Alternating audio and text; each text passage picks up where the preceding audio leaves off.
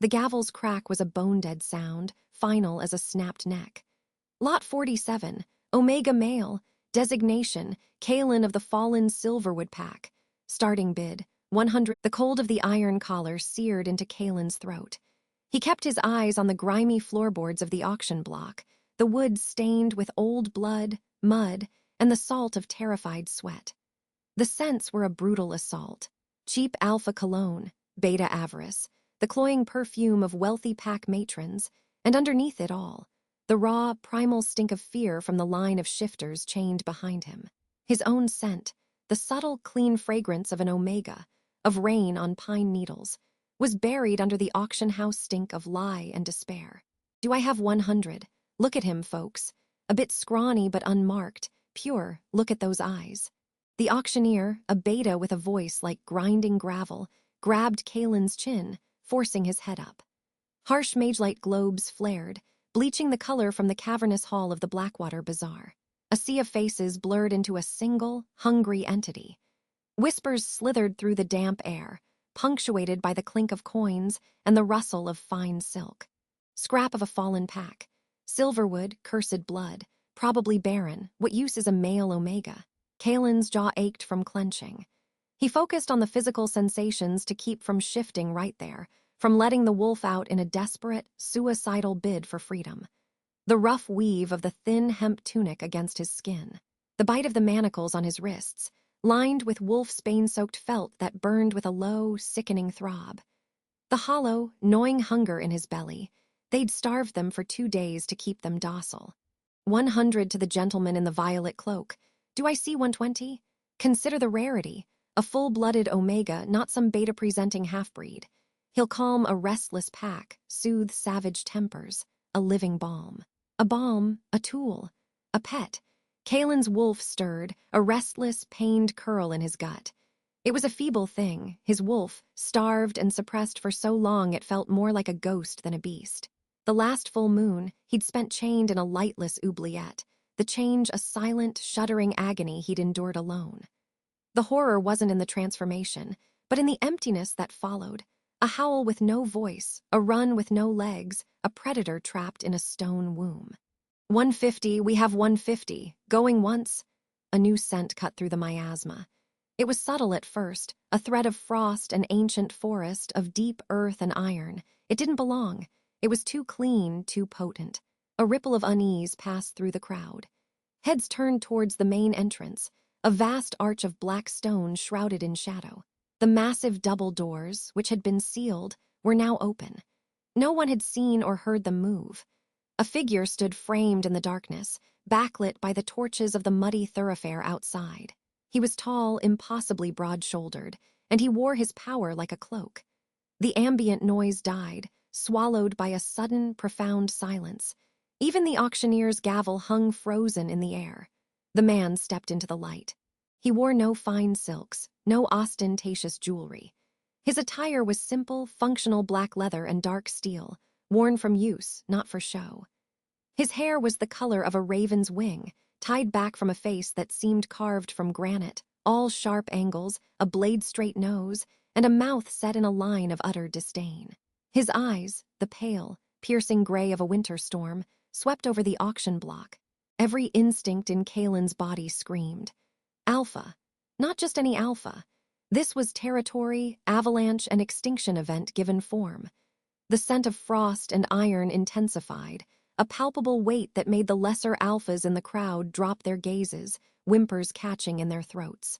Betas took involuntary steps back. The auctioneer found his voice, but it was a thin, reedy thing now. My lord, the bidding for this lot is currently at 150 silver marks. Would you? The Alpha King, for it could be no one else, the stories of his coming to the southern territories were whispered even in the holding cells, ignored him. His storm-gray eyes locked onto Kaelen. Kaelen felt the gaze like a physical touch, a brand. It wasn't the leering appraisal of the others. It was assessment, cold and utterly thorough. It stripped away the thin tunic, the grime, the fear, seeing down to the marrow of him. Kaelen wanted to look away, to bare his throat in submission, to do anything to escape that terrifying scrutiny. But he couldn't. His wolf, for the first time in years, did not cower. It went preternaturally still. A low, silent vibration began in the core of his being, a tuning fork struck by that gaze. The king's voice, when it came, was deep, resonating in the stone hall, needing no amplification. "Name!" The command was absolute. Kaelen's lips parted, a dry, rusted hinge. "Kaelen!" It was barely a whisper, but in the silence it echoed.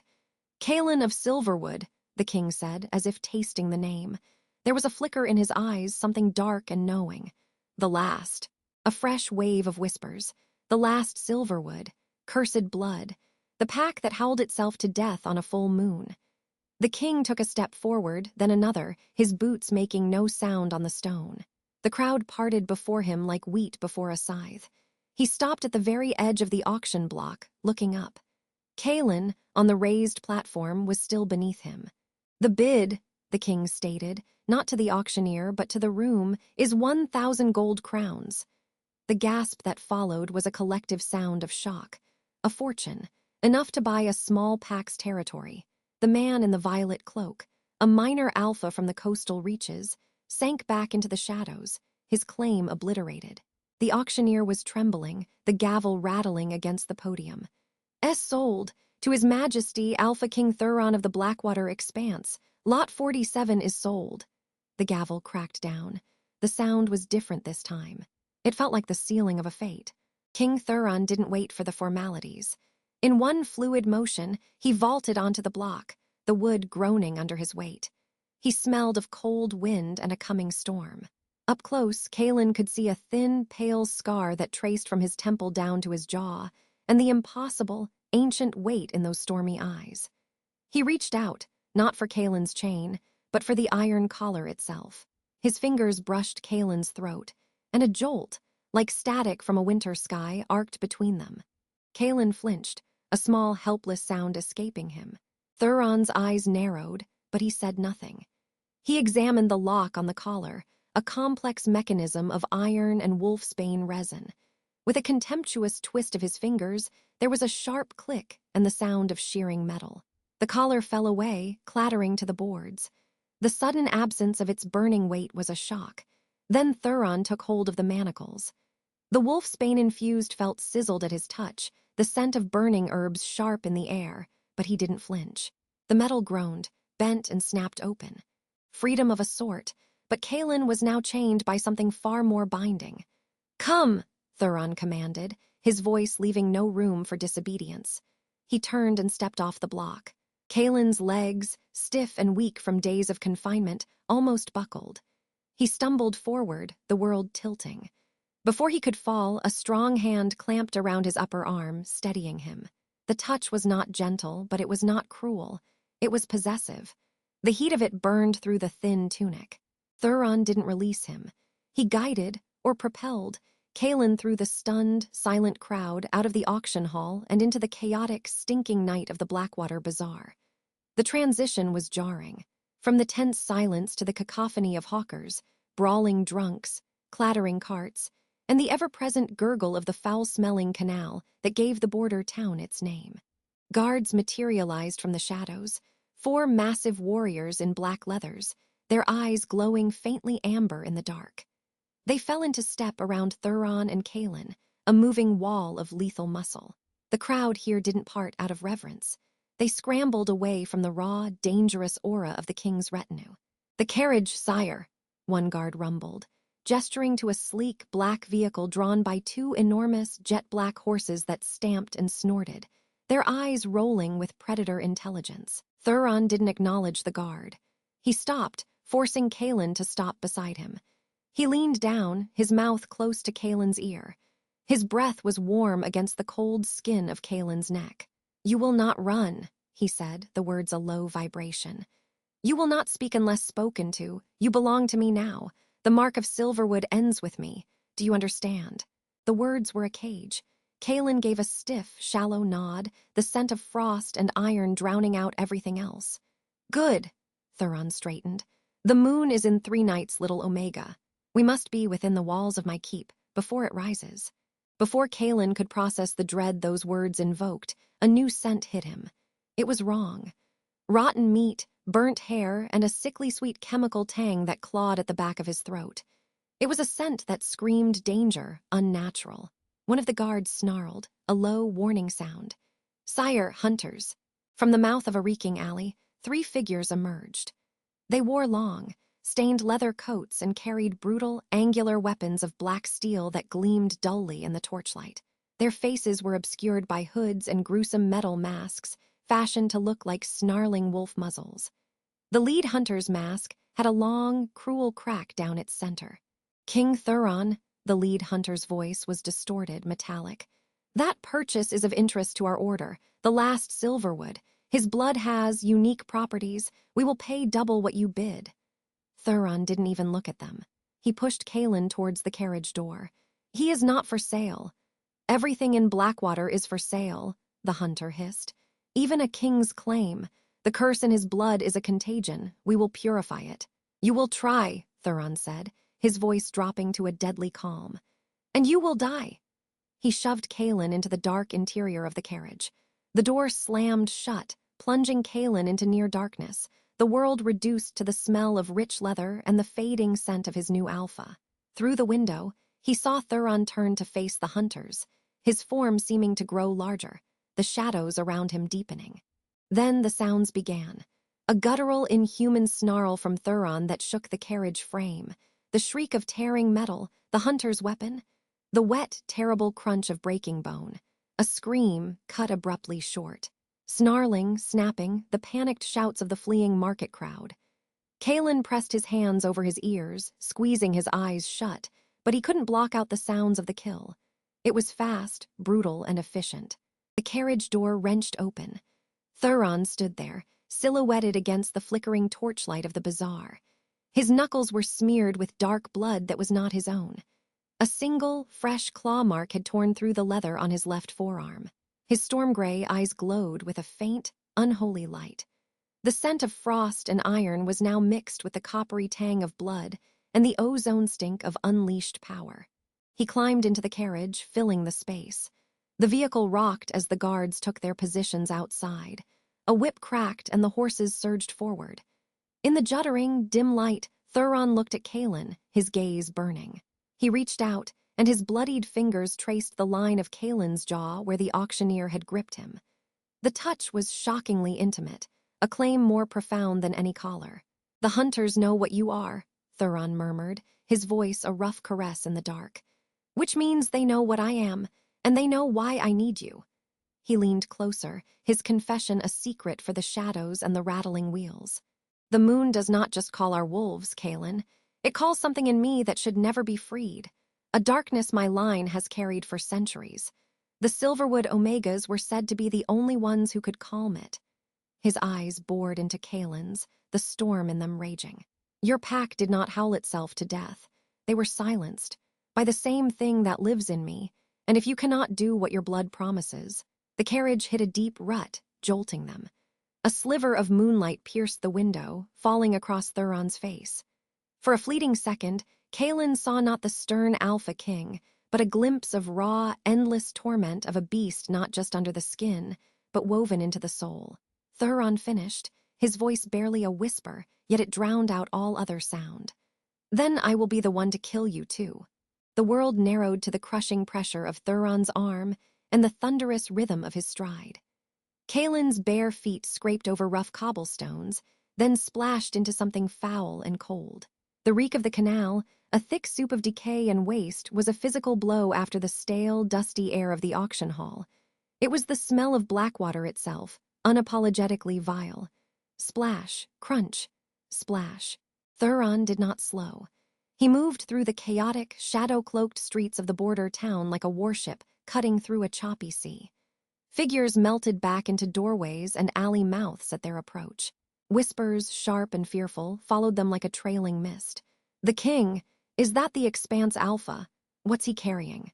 Kaelen couldn't see their faces, only the blurred shapes and the occasional glint of a wary eye. He was a rag doll in the grip of a force of nature. His own breath came in shallow, pained hitches. The residual terror from the auction block, the cold metal of the chain, the hungry eyes, the violet-cloaked Alpha's leer, was now overlaid with a new, more profound dread. This Alpha King had killed 5 armed hunters without breaking a sweat. For him, a thought, fragile and desperate, skittered through Kaelen's mind. He wants my blood. He said it himself, to quiet the dark. They left the main thoroughfare, the cacophony of the bazaar fading behind them, replaced by the closer, more intimate sounds of danger. The scuttle of rats in piles of refuse, the low, warning growl of a chained guard dog that instantly whimpered and fell silent as Thuron passed, the distant, mournful creak of a sign swinging in the damp night breeze. Finally, they stopped. The sound of heavy, iron-banded wood groaning open was immense. A warmer, drier air flowed out, smelling of leather, oil, and a subtle, sharp scent that was purely Thuron, storm-wet stone and dark earth. They were in a stable yard, attached to what looked like a fortified inn. Several massive, shadowy shapes detached themselves from the walls. "Sire!" The voice was a low rumble, respectful but edged with urgency. "Lyros," Thuron acknowledged, his voice vibrating through his chest and into Kaelen's side. "We leave now. The moon is a knife tonight and the vermin are stirred from their nests. The hunters, dead, they knew what they sought. That makes them a declaration, not a raid. Ready the coach, the closed one." A moment of stunned silence. "The closed coach, for the expanse, in the dark." Lyros's surprise was palpable. "Do you question me?" Thuron's tone didn't rise, but the air pressure in the yard seemed to drop. "No, Alpha." Boots scraped on stone, moving away with swift efficiency. Thuron finally set Kaelen down, but kept a firm, unbreakable grip on his upper arm. Kaelen's legs buckled, the strength leaching from them. He would have crumpled if not for that hold. He looked up, his vision swimming. They stood in the flickering torchlight of the yard. Thuron's guards, 4 of them, each as large and imposing as Beta's Kaelen had only ever cowered before, were a study in controlled violence. They wore practical, dark leathers, their faces hard. But their eyes, when they flicked to Kaelen, held no cruelty, only a deep, assessing wariness. One of them, Lyros presumably, with a scar bisecting his eyebrow, tossed a thick, woolen travel cloak to Thuron. Without ceremony, Thuron swirled it around Kaelen's shoulders. The fabric was coarse but blessedly heavy, swallowing his trembling frame. It smelled of pine smoke and horse. "Can you stand, Omega?" Thuron asked, his gold-flecked eyes boring into him. Kaelen tried to force his muscles to obey. A weak, shaky nod was all he could manage. Words were beyond him. "Good, you will need to walk to the coach. I will not carry you again unless you faint." It wasn't a threat, just a stark statement of fact. The expectation was clear. Endure. The sound of heavy wheels on cobbles announced the coach. It was a beast of black lacquered wood and reinforced metal, windows shuttered tight, with sheets of polished obsidian stone that gleamed dully in the torchlight. No crest adorned it, only an aura of formidable, silent strength. The horses that pulled it were midnight black, their eyes rolling with a keen intelligence that spoke of shifterkin lineage. "Inside," Thuron commanded, releasing Kaelen's arm to open the door himself. Kaelen stumbled forward, grabbing the cold metal handle to haul himself up the step. The interior was dark, plush, and close. Black velvet seats, no windows. A single small magelight, shrouded in a cage of iron filigree, cast a dim, blue-tinged glow. It felt less like a vehicle and more like a moving tomb. Thuron climbed in after him, his bulk filling the space, making the air seem scarce. He pulled the door shut with a solid, final thud. A moment later, a bar slid into place on the outside, locking them in. The sound echoed in Kaelen's soul. Trapped. Through the thick walls, he heard Lyros's order, the crack of a whip, and the coach lurched into motion. The ride was smooth, unnaturally so, but the world outside was reduced to a vague rumble and the steady clip-clop of hooves. In the dim light, Thuron studied him. Kaelen kept his eyes fixed on the floor between his feet, on the grime still clinging to his skin, stark against the luxurious fabric. He felt like a stain. "Look at me, Lot 47. The auction title was a brand. Slowly, Kaelen dragged his gaze up. Thuron had not relaxed. He sat opposite, a king on a battlefield throne, his hands resting on his knees. The darkness in him wasn't just a story. Kaelen could feel it now, in the confined space. A low, resonant hum, like distant thunder trapped beneath the earth. It called to the hollow, silent place inside Kaelen where his own wolf should have been. "Your name is Kaelen," Thuron stated. "Last of the Silverwood line." A flinch. No one had spoken his pack's name in he didn't know how long. It was a ghost on the man's tongue. "You know of them," Thuron pressed. "They're gone," Kaelen whispered, his voice a rusty, unused thing. "Howled themselves to death on a blood moon. That's what the tales say." Thuron's expression was unreadable. "Is that what you believe? What else is there to believe?" The question held the ghost of defiance, quickly smothered by fear. "The tales are lies, convenient ones." Thuron leaned forward slightly, the magelight carving deep shadows under his cheekbones. "The Silverwood pack did not go mad. They were silenced by the same rot I carry in my veins. A hereditary darkness passed down the royal line of the Blackwater expanse. My grandfather's madness reached out, like a sickness on the wind, and it found your pack. Their cursed blood, as the fools call it, was the only thing that reacted. It didn't save them. It made them a target. For the darkness then, and for the hunters now." Kaelin's breath caught. The world tilted. The story of his pack's end was the foundation of his shame, the reason he was an omega with a suppressed wolf, too weak to join them in their final, tragic chorus. But this was murder, a slaughter from a distance, and this man, his owner, was the grandson of the murderer. "You," Kaelin's voice trembled, "your bloodline killed mine." Yes, no apology, no justification, just a grim, awful truth. "And now our bloodlines are entangled. The hunters knew what you were. They seek to purify all shifter blood they deem cursed. Yours for its unique properties, mine for its inherent corruption. They came for you today because you are a key. They believe your blood, spilled in one of their rituals, could weaken or even unravel the power of an alpha like me. They are not entirely wrong." Kaelen wrapped the cloak tighter around himself, a meager shield against the avalanche of revelations. "So you bought me too to keep them from getting me, to deny them a weapon." "No," Thuron's answer was swift and brutal. "I bought you to use that weapon, for myself. Your omega nature, your Silverwood lineage, it is a balm, a counter-harmony. Your presence, your blood, your submission, is meant to calm the darkness in me. It is a theory written in old, forbidden texts. A symbiotic pairing of the most cursed alpha and the last of the most cursed omegas." A hysterical laugh bubbled in Kaelin's throat. He choked it down.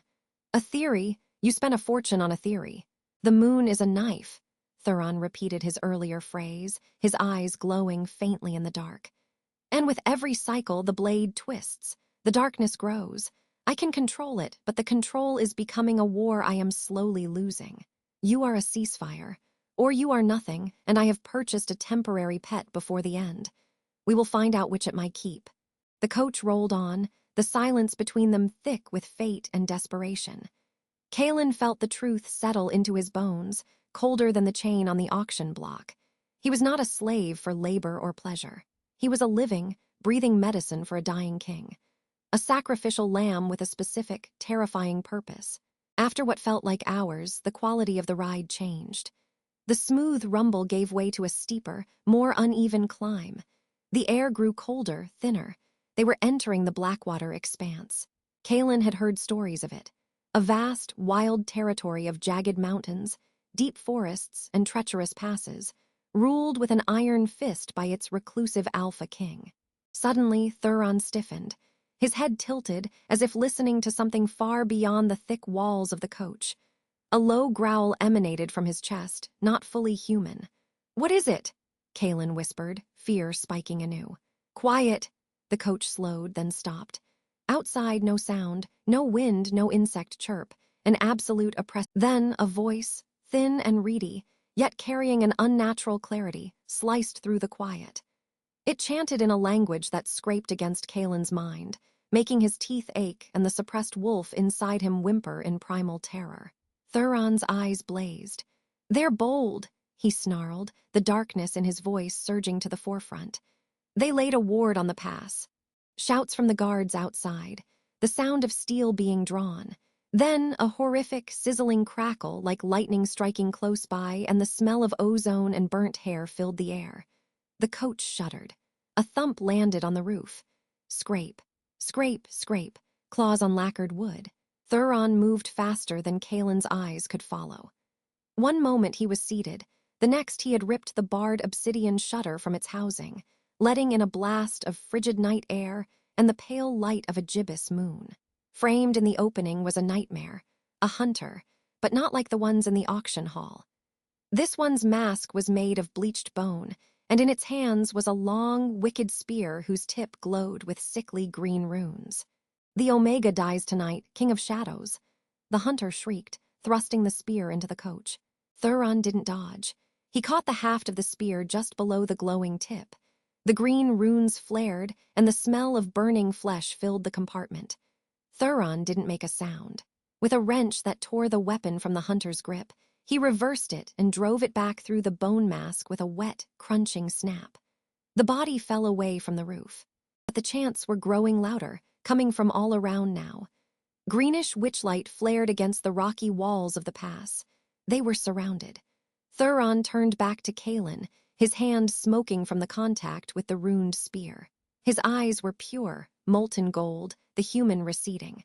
The darkness within him was rising, called forth by the threat and the moon's pull. "The theory is about to be tested, Kaelen of Silverwood," he growled, his voice layered with the power of his wolf.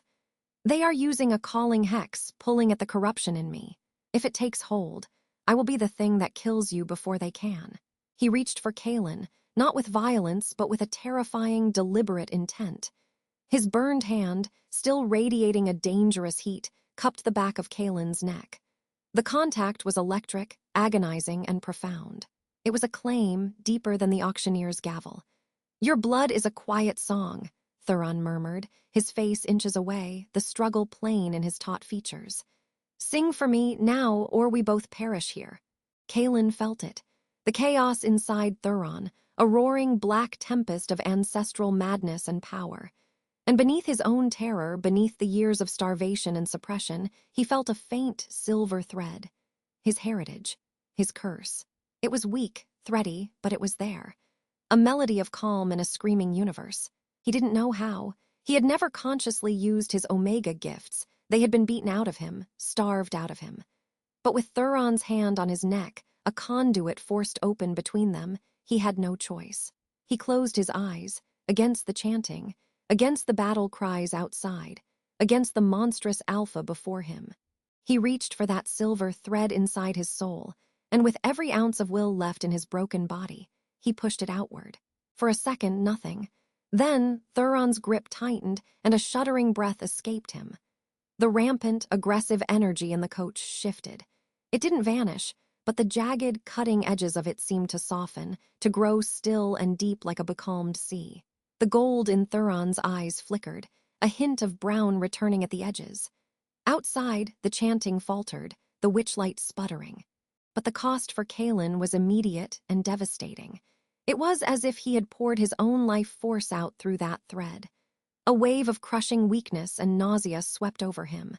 The world grayed out at the edges. He sagged in Thuron's grip, barely conscious. Thuron's other hand came up, cradling his face.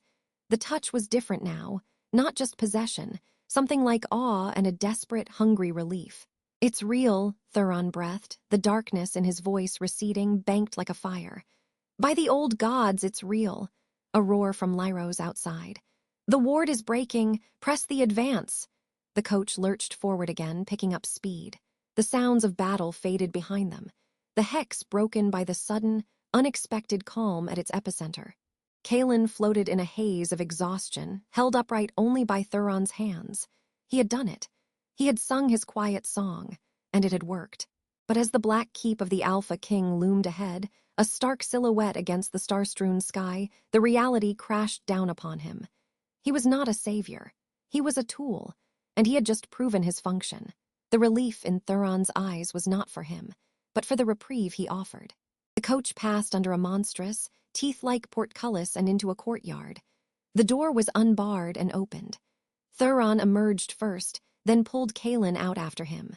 Kaelen's legs gave way completely this time, and he collapsed onto the cold, frost-rimed flagstone. He looked up blearily at his new home. Thuron's keep was not a castle of light and banners. It was a fortress hewn from the mountain itself, all sharp angles, narrow windows, and a palpable, heavy silence. It was a cage for a king and his darkness. Thuron looked down at him, his expression once more an unreadable mask of authority. The moment of connection in the coach was gone, sealed away. "Take him to the Omega quarters in the West Tower," Thuron commanded Lyros, his voice echoing in the stone courtyard. "See he is fed and cleaned. No chains. He is not to leave the tower." Lyros moved to obey, hauling Kaelen to his feet with a firm but not unkind grip. Thuron took a step closer, his shadow falling over Kaelen. "Rest, Kaelen, the moon is still high. And tomorrow," he said, his gold-flecked eyes holding a promise that was also a threat, "we begin in earnest. You have shown you can calm the storm. Now, you will learn to stop it before it begins." As Kaelen was half-carried, half-dragged towards a narrow, dark tower entrance, he cast one last look over his shoulder. Thuron stood alone in the center of the courtyard, head bowed slightly, as if listening to the quiet left in the wake of Kaelen's influence. But from the deepest shadows of the keep's main doorway, Kaelen saw another pair of eyes glinting, cold, calculating, and watching the Alpha King's every move with an intensity that made his blood run even colder than the stone beneath his feet. Someone else was here, someone who had been watching, and they had seen everything. The silence of the West Tower was a different creature than the silence of the auction block. That had been a vacuum, a hollow waiting to be filled with cruelty. This was a dense, cold quiet, thick with stone and isolation. Kaelen lay on the narrow cot, the rough wool blanket pulled to his chin, and listened to the wind. It howled against the mountain keep with a voice far more mournful than any wolf he'd ever heard. It sounded like the Silverwood in its final moments, a long, dying note. His body was a map of new aches, the deep, hollow exhaustion from using his whatever it was, his power, his curse. His muscles trembled with a fine, constant vibration, and his head throbbed dully behind his eyes. But beneath the physical wreckage, a single, terrifying fact glowed like an ember. It had worked. He had reached into the maelstrom of the Alpha King and pulled it into calm. The memory was less visual and more a tapestry of sensation. The crushing pressure of Thuron's aura, the oily, malevolent whisper of the hunter's hex, and then the strange, instinctual unfurling of something from his own core. It felt like singing a note, so pure it shattered discord, and it had left him feeling scraped raw. A heavy clunk echoed from the door, the sound of a bar being lifted. Kaelen flinched, his heart hammering against his ribs. The door swung inward, and the beta captain, Lyros, entered. He carried a tray. His demeanor was the same as before, efficient, detached, devoid of unnecessary malice or kindness. "Up," Lyros said, his voice echoing in the small, circular room. "The king commands your presence. First, you eat." He set the tray on a small stone table. The scent hit Kaelen first, rich, meaty broth, thick, dark bread, a wedge of sharp cheese. His stomach clenched painfully, saliva flooding his mouth. He hadn't eaten real food he couldn't remember. He pushed himself up, the blanket falling away, and shuffled to the table. He expected Lyros to leave. The beta did not. He stood by the door, a silent, watchful statue, as Kaelen ate. It was a test. Kaelen knew it. To eat under such a gaze required a different kind of strength. He forced himself to take slow, measured bites, though every instinct screamed to gorge, to cram the food into his mouth before it could be taken away. The broth was scalding and glorious. The bread was dense and real. He focused on the sensations, the heat, the texture, the way his body hummed in gratitude, to avoid thinking about the guard, the room, the king who waited. "Time," Lyros said, the moment Kaelen swallowed his last bite. No rest, no reprieve. Kaelen was led from the tower room, down a spiraling staircase of worn stone, and into the heart of the keep. The air grew colder, damper.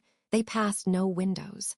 The only light came from guttering torches in iron sconces, their flames casting long, dancing shadows that seemed to cling to the walls like black moss. The sound of their footsteps, Lyros's firm tread and Kaelen's softer, shuffling gait, was the only break in the oppressive quiet. They arrived at a set of towering double doors, carved from a single, massive slab of dark wood. Lyros did not knock. He pushed one door open and gestured Kaelen inside. "Enter." The room beyond was a study, or a library, or a warlord's strategy chamber. It was all of those. High shelves laden with books and scrolls lined 2 walls. A vast map table, its surface etched with a detailed topography of the Blackwater expanse and beyond, dominated the center. A fire roared in a gigantic hearth, its heat a palpable force, yet it did little to dispel the inherent chill of the stone. And there, standing before the fire with his back to the door, was Thuron. He was not wearing his cloak. He was dressed in a simple, dark tunic and trousers, but his power was no less immense for it. It filled the room, a silent, potent pressure. Kaelen stopped just inside the threshold, his breath catching. Lyros did not follow him in. The door closed with a soft, definitive thud, leaving him alone with the Alpha King. Thuron did not turn. "Come closer, Omega." The title was not a sneer, not here. It was a designation. A fact. Kaelen forced his legs to move, crossing the expanse of woven rug until he stood near the map table, a respectful distance from the fire and the king. "You fed. You rested." It wasn't a question. "Yes," Kaelen whispered. "Good, your body is your instrument. It must be tuned." Finally, Thuron turned. His golden eyes, lit by the fire, swept over Kaelen with a clinical assessment. There was no trace of the vulnerable, tormented creature from the coach. Here was the sovereign, the predator in his den. "What you did in the past, describe it." Kaelen's mouth went dry. I don't know the words." "Try." It was a pulling, inside me, like reaching for a thread in the dark. I felt you're the darkness. It was loud. And the hex was like a needle, poking it, making it scream. I wanted it to be quiet. He looked down at his own hands, frail and pale against the dark wool of the borrowed trousers he wore. So I made it quiet.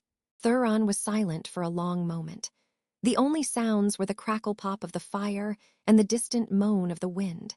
A decent analogy.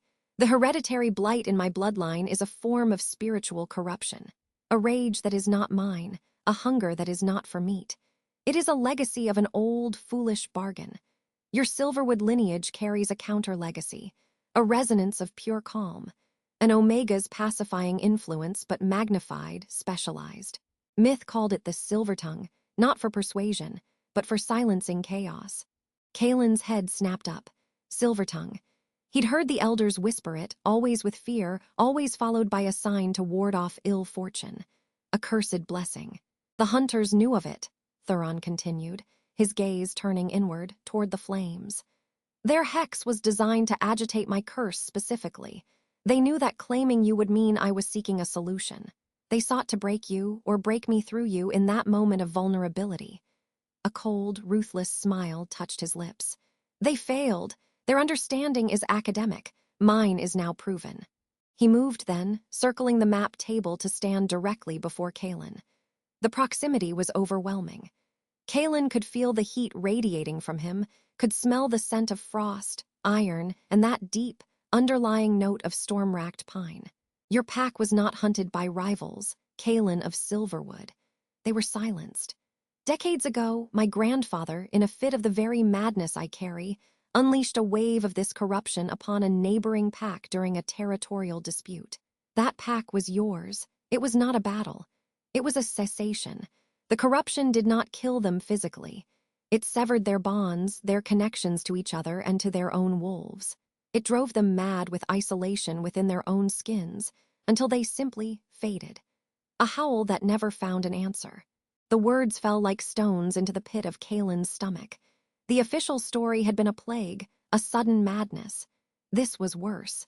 This was a targeted annihilation, and the man before him was the heir to its source. "You survived," Thuron stated, his eyes boring into Kaelen's. "An infant, shielded by your mother's love, perhaps by your own latent power. You were found by a rogue and raised in the remnants, never knowing why your pack was truly gone. Until now." Grief, old and new, twisted inside Kaelen. It was a physical pain. He saw the empty dens, the silent wolves staring at nothing. He heard the absence of sound. His knees felt weak. "Why tell me this?" he breathed, his voice trembling. "To make me hate you, to break me yourself." Thuron's expression did not change. "No, to establish the truth of our symbiosis. My bloodline destroyed yours. Your bloodline can now preserve mine. This is the balance. This is your purpose. You will learn to control this ability. You will learn to summon it at will, to direct it, to sustain it. You are not a passive bomb. You will become a warden. And if I refuse? The question was out before Kaelen could stop it, a spark of the defiance that had kept him breathing on the auction block. For the first time, something flickered in Thuron's eyes, not anger, but a kind of ruthless pity.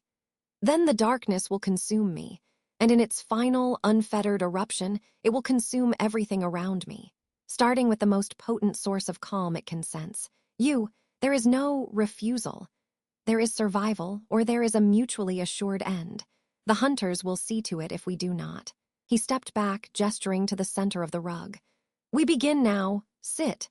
It was not an invitation. It was a command that vibrated in Kaelen's bones. He sank to the floor, the rug rough against his legs. Thuron sat opposite him, close enough that their knees almost touched. The Alpha King closed his eyes, and Kaelen watched, horrified, as he deliberately lowered the formidable walls around his aura. It began as a whisper, a faint, discordant hum in the air like a string out of tune. Then it grew. The temperature in the room seemed to drop despite the fire. The shadows in the corners deepened, pulsing. Kaelen felt it, the same oily, grasping darkness from the coach, but now controlled, a trickle instead of a flood. Thuron was allowing it to surface, just a fraction. A sheen of sweat broke out on Thuron's brow. A muscle ticked in his jaw. His hands, resting on his knees, clenched into fists. Now, Thuron gritted out, his eyes still closed. Find the thread, pull it, silence this. Kaelen stared at him, panic rising. In the coach, it had been instinct, a reaction to imminent death. This was a deliberate act.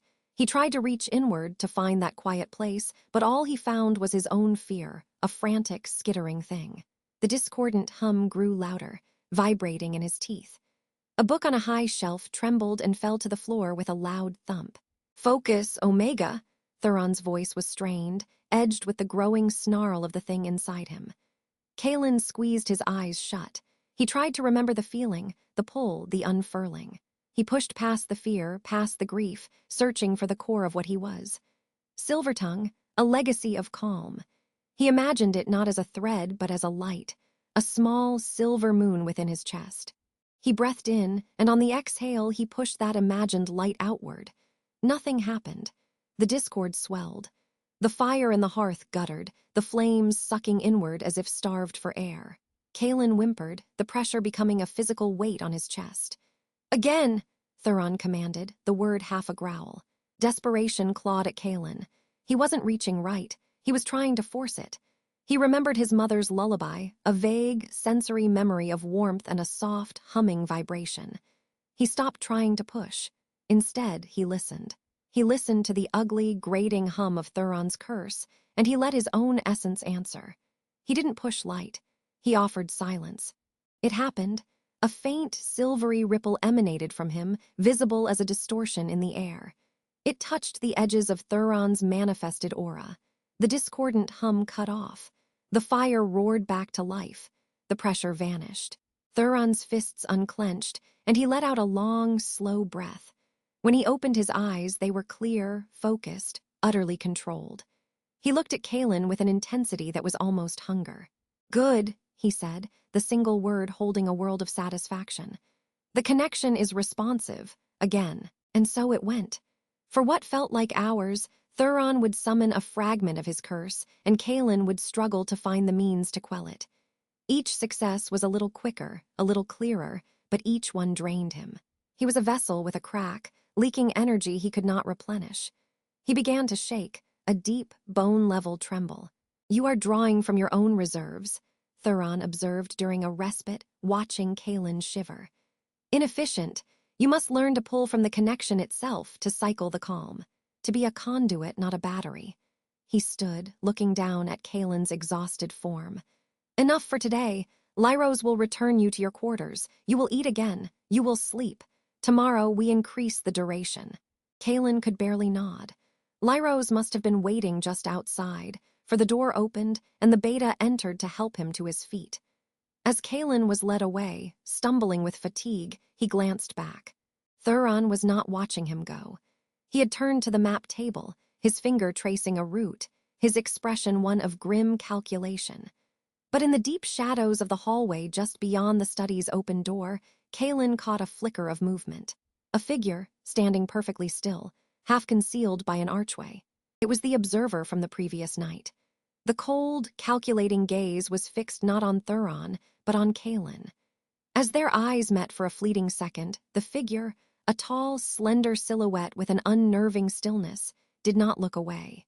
Then Lyros guided Kaelen around a corner, and the figure was lost to sight. Back in the tower room, a new tray of food awaited. Kaelen had no appetite. His mind reeled, the horrific truth of his pack's demise, the grueling reality of his training, the relentless, observing eyes in the shadows. He forced himself to eat, each bite tasteless. The wind howled its eternal lament. As Kaelen lay in the dark, body aching, soul weary, he replayed that moment in the study when his silence had met Thuron's chaos. It had worked. He had a purpose, a horrific, inescapable purpose that tied him to the destroyer of his world. But as sleep finally dragged him under, his last, fading thought was of the watcher in the hall. That gaze had held no awe for the king's power, no pity for the broken Omega. It had held only a sharp, analytical interest, like a scholar observing a rare and volatile specimen. And it left Kaelen with a chilling certainty. The greatest threat in this stone keep might not be the king's curse, or the hunters outside its walls. It might be the one already inside, watching, waiting, and calculating the precise value of a silver-tongue's blood. The wind in the West Tower was a constant, mournful companion. It whistled through unseen cracks in the ancient stone, a sound that had replaced the gurgle of Blackwater's foul canal. Kaelen lay on his narrow cot, the phantom ache of exertion deep in his bones. His mind, however, was a storm of silent screams. Silenced, not hunted, silenced. Thuron's words echoed, a cold hammer on the anvil of his soul. The Silverwood pack hadn't fallen to claws or steel. They had been unraveled from the inside, their pack bonds severed by a creeping darkness that originated from the grandfather of the man who now owned him, the man he was bound to preserve. The irony was a poison in his gut. His very existence was a balm for the air of his destroyer. His body remembered the training, the way Thuron had conjured a wisp of that same annihilating shadow in the study's hearth, a tendril of pure, soundless despair. Kaelen's instinct had been to flee, to whimper, to die. But something deeper, the buried core of what he was, had reacted. His silver tongue, as Thuron called it, wasn't a voice. It was an emission, a frequency of pure calm that flowed from his suppressed wolf, from his cursed Silverwood blood. He had pushed it out, a desperate, shapeless wave, and the shadow had recoiled, dissolving like ink in milk. The relief on Thuron's face had been stark, primal, not gratitude, the satisfaction of a proven hypothesis. The effort had left Kaelen hollow, his muscles water, his head pounding. He'd been half-carried back here by a silent Lyros. Now, hours later, the hollow feeling remained, but a new, fragile awareness buzzed beneath his skin. He could feel the keep, not as a building, but as a living entity of stone and dominance. And at its heart, a slow, volcanic pulse of power and pain, Thuron. The connection was a faint, taut wire in his chest, a sympathetic ache. A heavy clunk at his door broke his reverie. The bolt slid back. Lyros entered, his beta presence a solid, neutral pressure in the small room. He carried a tray, more broth, some dark bread, a chunk of pale cheese. "Eat," Lyros said, his voice devoid of cruelty but also of warmth. He set the tray on the small stool that served as a table. "The king commands it. Your strength is not your own to neglect." Kaelen pushed himself up, his body protesting. "He wants me strong enough to practice," he murmured, the words tasting like ash. "He wants you functional," Lyros corrected, matter of fact. "The training will continue at moonrise. You will be collected." Moonrise, a shiver that had nothing to do with the cold traced Kaelen's spine. The moon called to every shifter, but for an Omega, suppressed and starved, its call was a distant, painful song. For an alpha like Thuron, especially one carrying a hereditary curse, what was it? A provocation, an amplifier. He ate under Lyros's watchful eye. The food was good, nourishing, but it sat in his stomach like a stone. As he finished the last of the broth, a distant sound echoed through the stone corridors. A deep, resonant boom, like a massive door closing, followed by the faint, metallic clatter of many armored guards moving in unison. Lyrose's head tilted, his eyes going distant for a moment as he listened through the pack link Kaelen could not access. A slight frown creased his brow. "What is it?" Kaelen asked, a sliver of fear cutting through his numbness. "The King's Council convenes," Lyrose said, his gaze returning to Kaelen, assessing.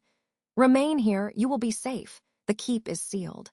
But as Lyrose turned to leave, bolting the door once more, Kaelen didn't feel safe. He felt like a specimen in a jar, a vital component in a machine he didn't understand. The memory of the observer's cold, calculating gaze from the shadows of the main doorway flashed in his mind. Was that watcher part of the council? The hours dragged. The faint, distant sounds of the active keep were his only metric of time. Then, a new sound emerged, not from the corridors, but from the very walls. A low, subaudible thrum that vibrated in his teeth. It was the same feeling he'd gotten from Thuron's controlled curse, but diffuse, bleeding through the stone. The council was discussing dangerous things, or Thuron was struggling. The thrum built into a palpable pressure, a headache brewing behind Kaelen's eyes. He found himself pacing the small circle of his room, his breath coming short. It wasn't directed at him, but he was a tuning fork for this particular frequency of chaos. His silver tongue stirred in response, a faint, instinctive hum in his own chest, trying to counteract the dissonance he felt through the stone. Suddenly, the pressure spiked. A wave of silent, psychic fury slammed through the keep's metaphysical fabric. No sound accompanied it, but Kaelen cried out, clapping his hands over his ears as if to block a deafening scream. It was a flash of Thuron's darkness, raw and unchecked, a spike of anger or pain. It was gone as quickly as it came, ruthlessly clamped down, but the aftershock lingered. Kaelen slumped against the cold wall, gasping. The wire in his chest was pulled taut, singing with sympathetic strain. He could feel Thuron's struggle for control, a titanic battle waged in silence somewhere below. The bolt on his door shot back with startling violence. Lyrose stood there, his usual composure fractured. His eyes were wide, his sense sharp with urgency and a thread of fear. "Come, now." "What's happening?" Kaelen stammered, pushed to his feet by the beta's commanding energy. "No time." Lyrose grabbed his arm, his grip firm but not brutal, and pulled him into the corridor. They moved at a near run through the torchlit stone passages. The thrum was louder here, a discordant vibration in the air. They passed no one. The keep felt emptied, or everyone was hiding. They did not go to the study. Lyrose guided him down a narrower, descending staircase, the air growing colder and damper. The sound of rushing water grew from a whisper to a roar. They emerged into a vast, natural cavern beneath the keep, lit by eerie, phosphorescent fungi clinging to the walls. A wide, swift underground river cut through its center, the water black and cold. And there, on a flat, rocky island in the middle of the river, stood Thuron. He was shirtless, his powerful frame sheened with sweat that glistened in the faint blue light. His head was bowed, muscles corded with tension. Around him, the air shimmered, like heat haze off stone, but it was a distortion of pure shadow. Tendrils of darkness leaked from him, touching the rock, which cracked and crumbled to dust without a sound. The river water that splashed near his feet hissed and steamed, not from heat, but from corruption. Standing at the river's edge were 5 other alphas, members of his council. They were powerful figures, varied in age and bearing, but united in their expressions of stark apprehension. They held their positions, but their bodies were tense, ready to spring back. "It is too strong this cycle, my king," one, a grizzled alpha with a scar across his throat, shouted over the river's roar. "The containment ritual is not enough. You must retreat to the obsidian chamber." "The chamber failed last moon," Thuron growled, the words distorted, layered with a deeper, ruinous echo. He lifted his head. His eyes were not their usual piercing gray, but pools of swirling obsidian, bleeding tendrils of night. "The theories were correct. The balance is here." His black-eyed gaze found Kaelen on the far bank. A collective shockwave went through the council alphas. They turned, staring at Kaelen with a mixture of disbelief, disdain, and a flicker of desperate hope. "The Omega," the scarred Alpha spat. "This starveling scrap. You risk the kingdom's stability on a legend." "Silence, Borin," Thuron commanded, the darkness in his voice making the cavern tremble. A stalactite cracked and plunged into the black water. He focused on Kaelen, the effort of maintaining coherence evident in every strained syllable. "Kaelen, the link, you feel it, the chaos. Silence it." The order was a physical blow. The pressure from Thuron was a tsunami compared to the controlled wisp in the study. This was the hereditary curse in full, raging flower. Kaelen's knees buckled. Lyros held him upright. I can't," Kaelen whispered, the immensity of it crushing his will. "You must," Thuron boomed, a crack of lightning in the dark. A tendril of shadow lashed out, not at Kaelen, but at the cavern wall, carving a deep, smoking fissure. "This is what destroyed your pack. This is what I carry. Your blood is the only counterweight. Use it." The mention of his pack, the visualization of this power turned on his family, ignited something in Kaelen, not courage, but a profound, instinctive defiance. This darkness was the enemy. It was the source of all his loss, all his pain. It lived in Thuron, but it was not him in this moment. He closed his eyes, blocking out the terrifying sight, the hostile stares of the council. He reached inward, past the fear, past the hunger, to the small, quiet place where his own wolf cowered. He touched the faint hum of his silver tongue, the ember of his bloodline. He didn't push it out. He let it flow. He imagined it not as a wall against the darkness, but as a blanket of quiet, a soothing hand on a fevered brow. He directed it along that taut wire in his chest, the nascent bond that connected him to the tormented Alpha on the rock. A soft, silver light emanated from Kaelen. Not a blinding flash, but a gentle radiance that clung to his skin and streamed from his lips as he exhaled a breath he didn't know he was holding. It was visible only to shifter senses, a wave of palpable peace. It crossed the roaring river. Where the silver light met the shimmering darkness, the chaos stillened. The tendrils retracted, the air ceased its distortion. Thuron shuddered violently, a groan of immense relief tearing from his throat. The obsidian bled from his eyes, revealing the stormy gray, wide with shock and utter exhaustion. The corrosive aura vanished.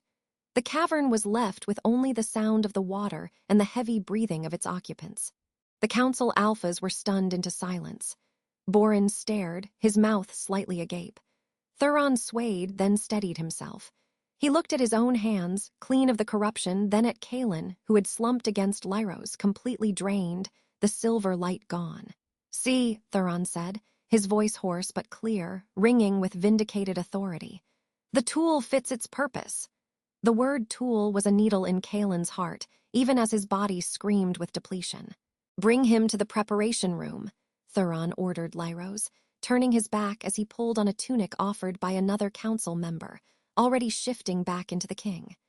"The hunter's wards were more invasive than we knew. They accelerated the cycle. We have less time than I anticipated." "Preparation for what, my king?" Lyros asked, supporting Kaelen, who could barely stand. Thuron's gaze was grim as he looked back from across the dark water. "The moon rises in an hour. The training is over. Tonight, we see if the Silvertongue can sing a cursed alpha to sleep through the full moon's peak. If it cannot, the darkness will not just leak. It will erupt, and it will consume every living thing in this keep, starting with him." Lyros paled. The council members exchanged grave looks. Thuron's final words were for Kaelen alone, carrying across the water with chilling clarity.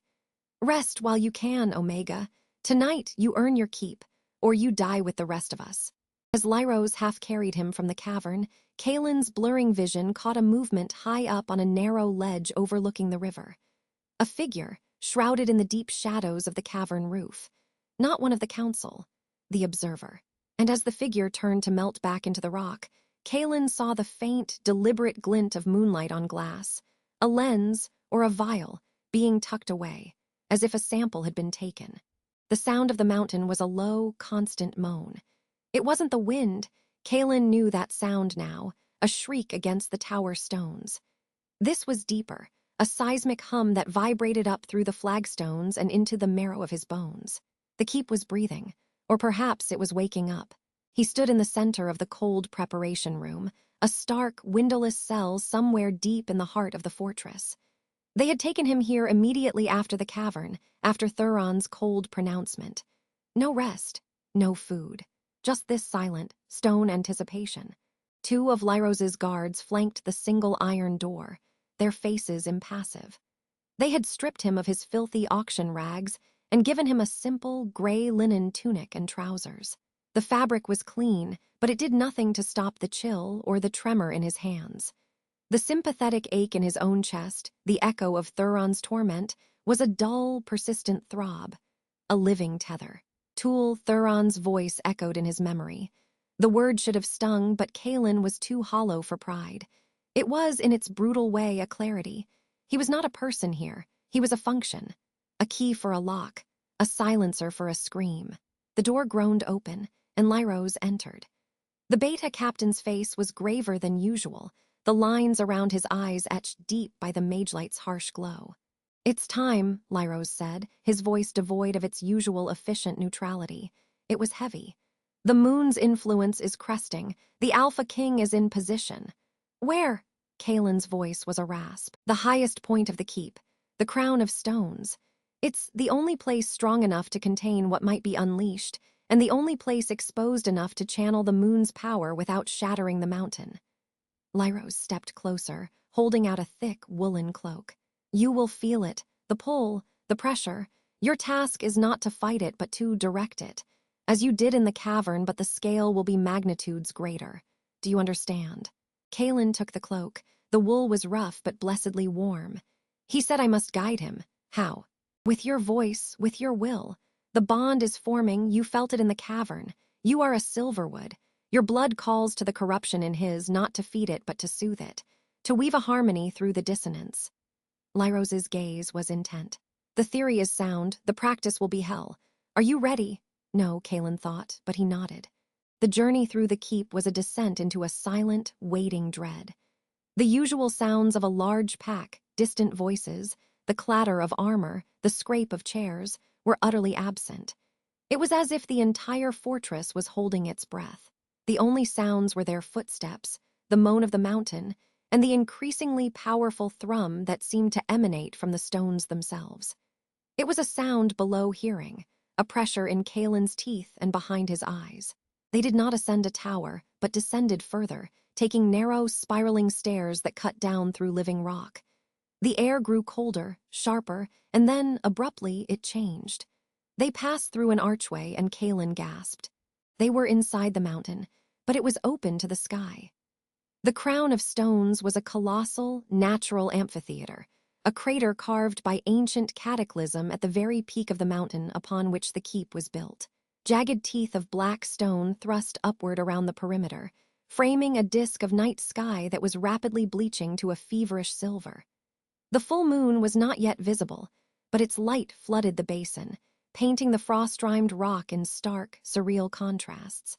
In the very center of the stone disk, a figure knelt. Thuron. He was shirtless, his powerful back corded with tension, his head bowed. Chains of dark, non-reflective metal were anchored to massive rings set into the stone floor, their ends fused around his wrists and ankles.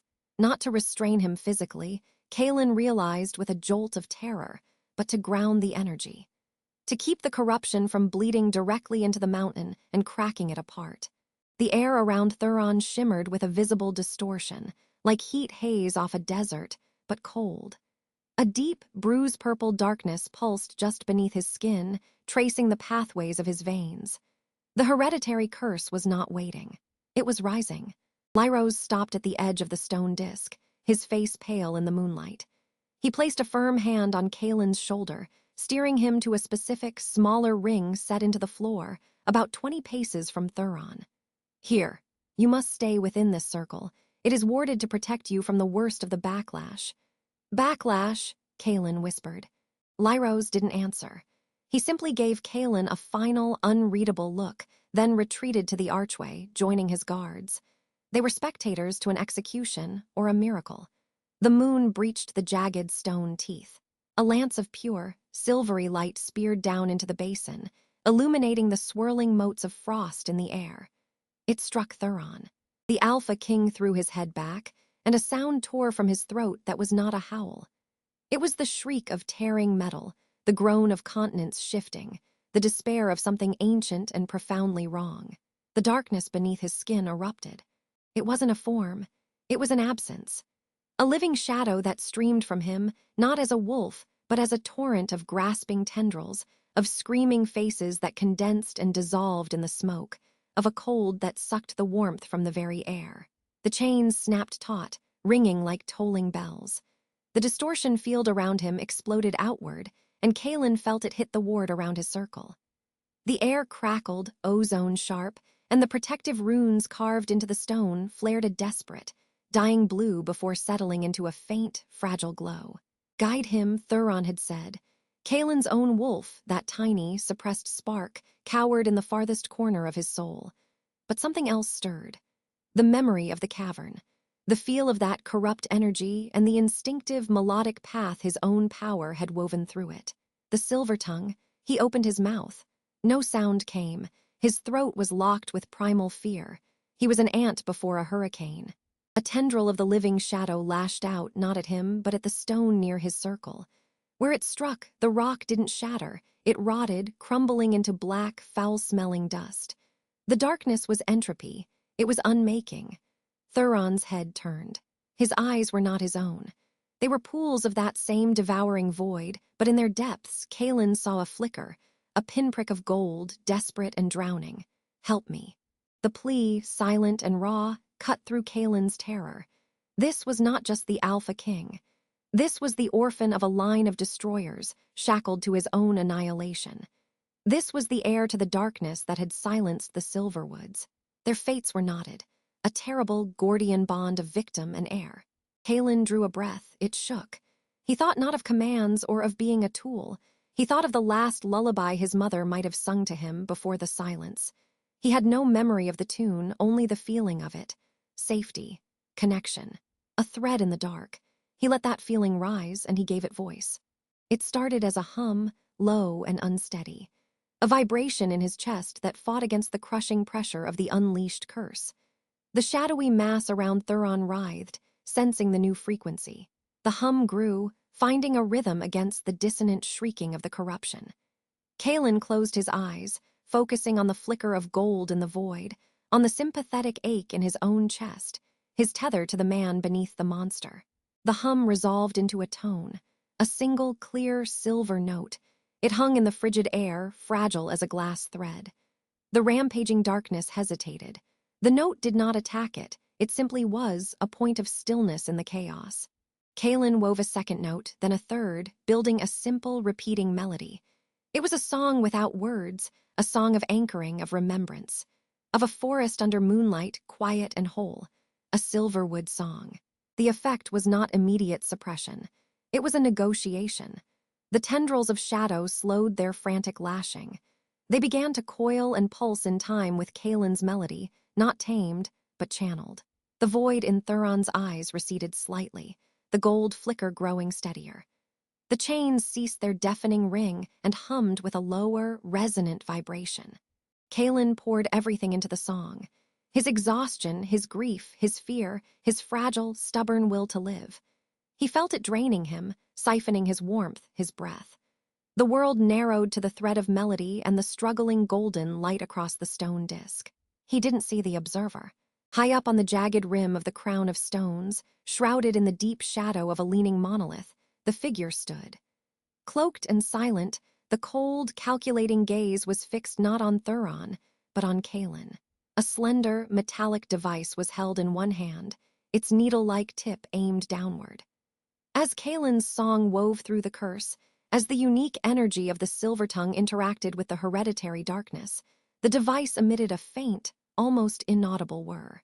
A tiny vial within it collected not blood, but something else, a condensation of psychic resonance, a sample of the harmonic itself. Below, Kaelen staggered. The drain was too much. His melody faltered, a note cracking. The darkness seized the weakness. With a roar that was all Thuron's pain and none of his control, the corruption surged.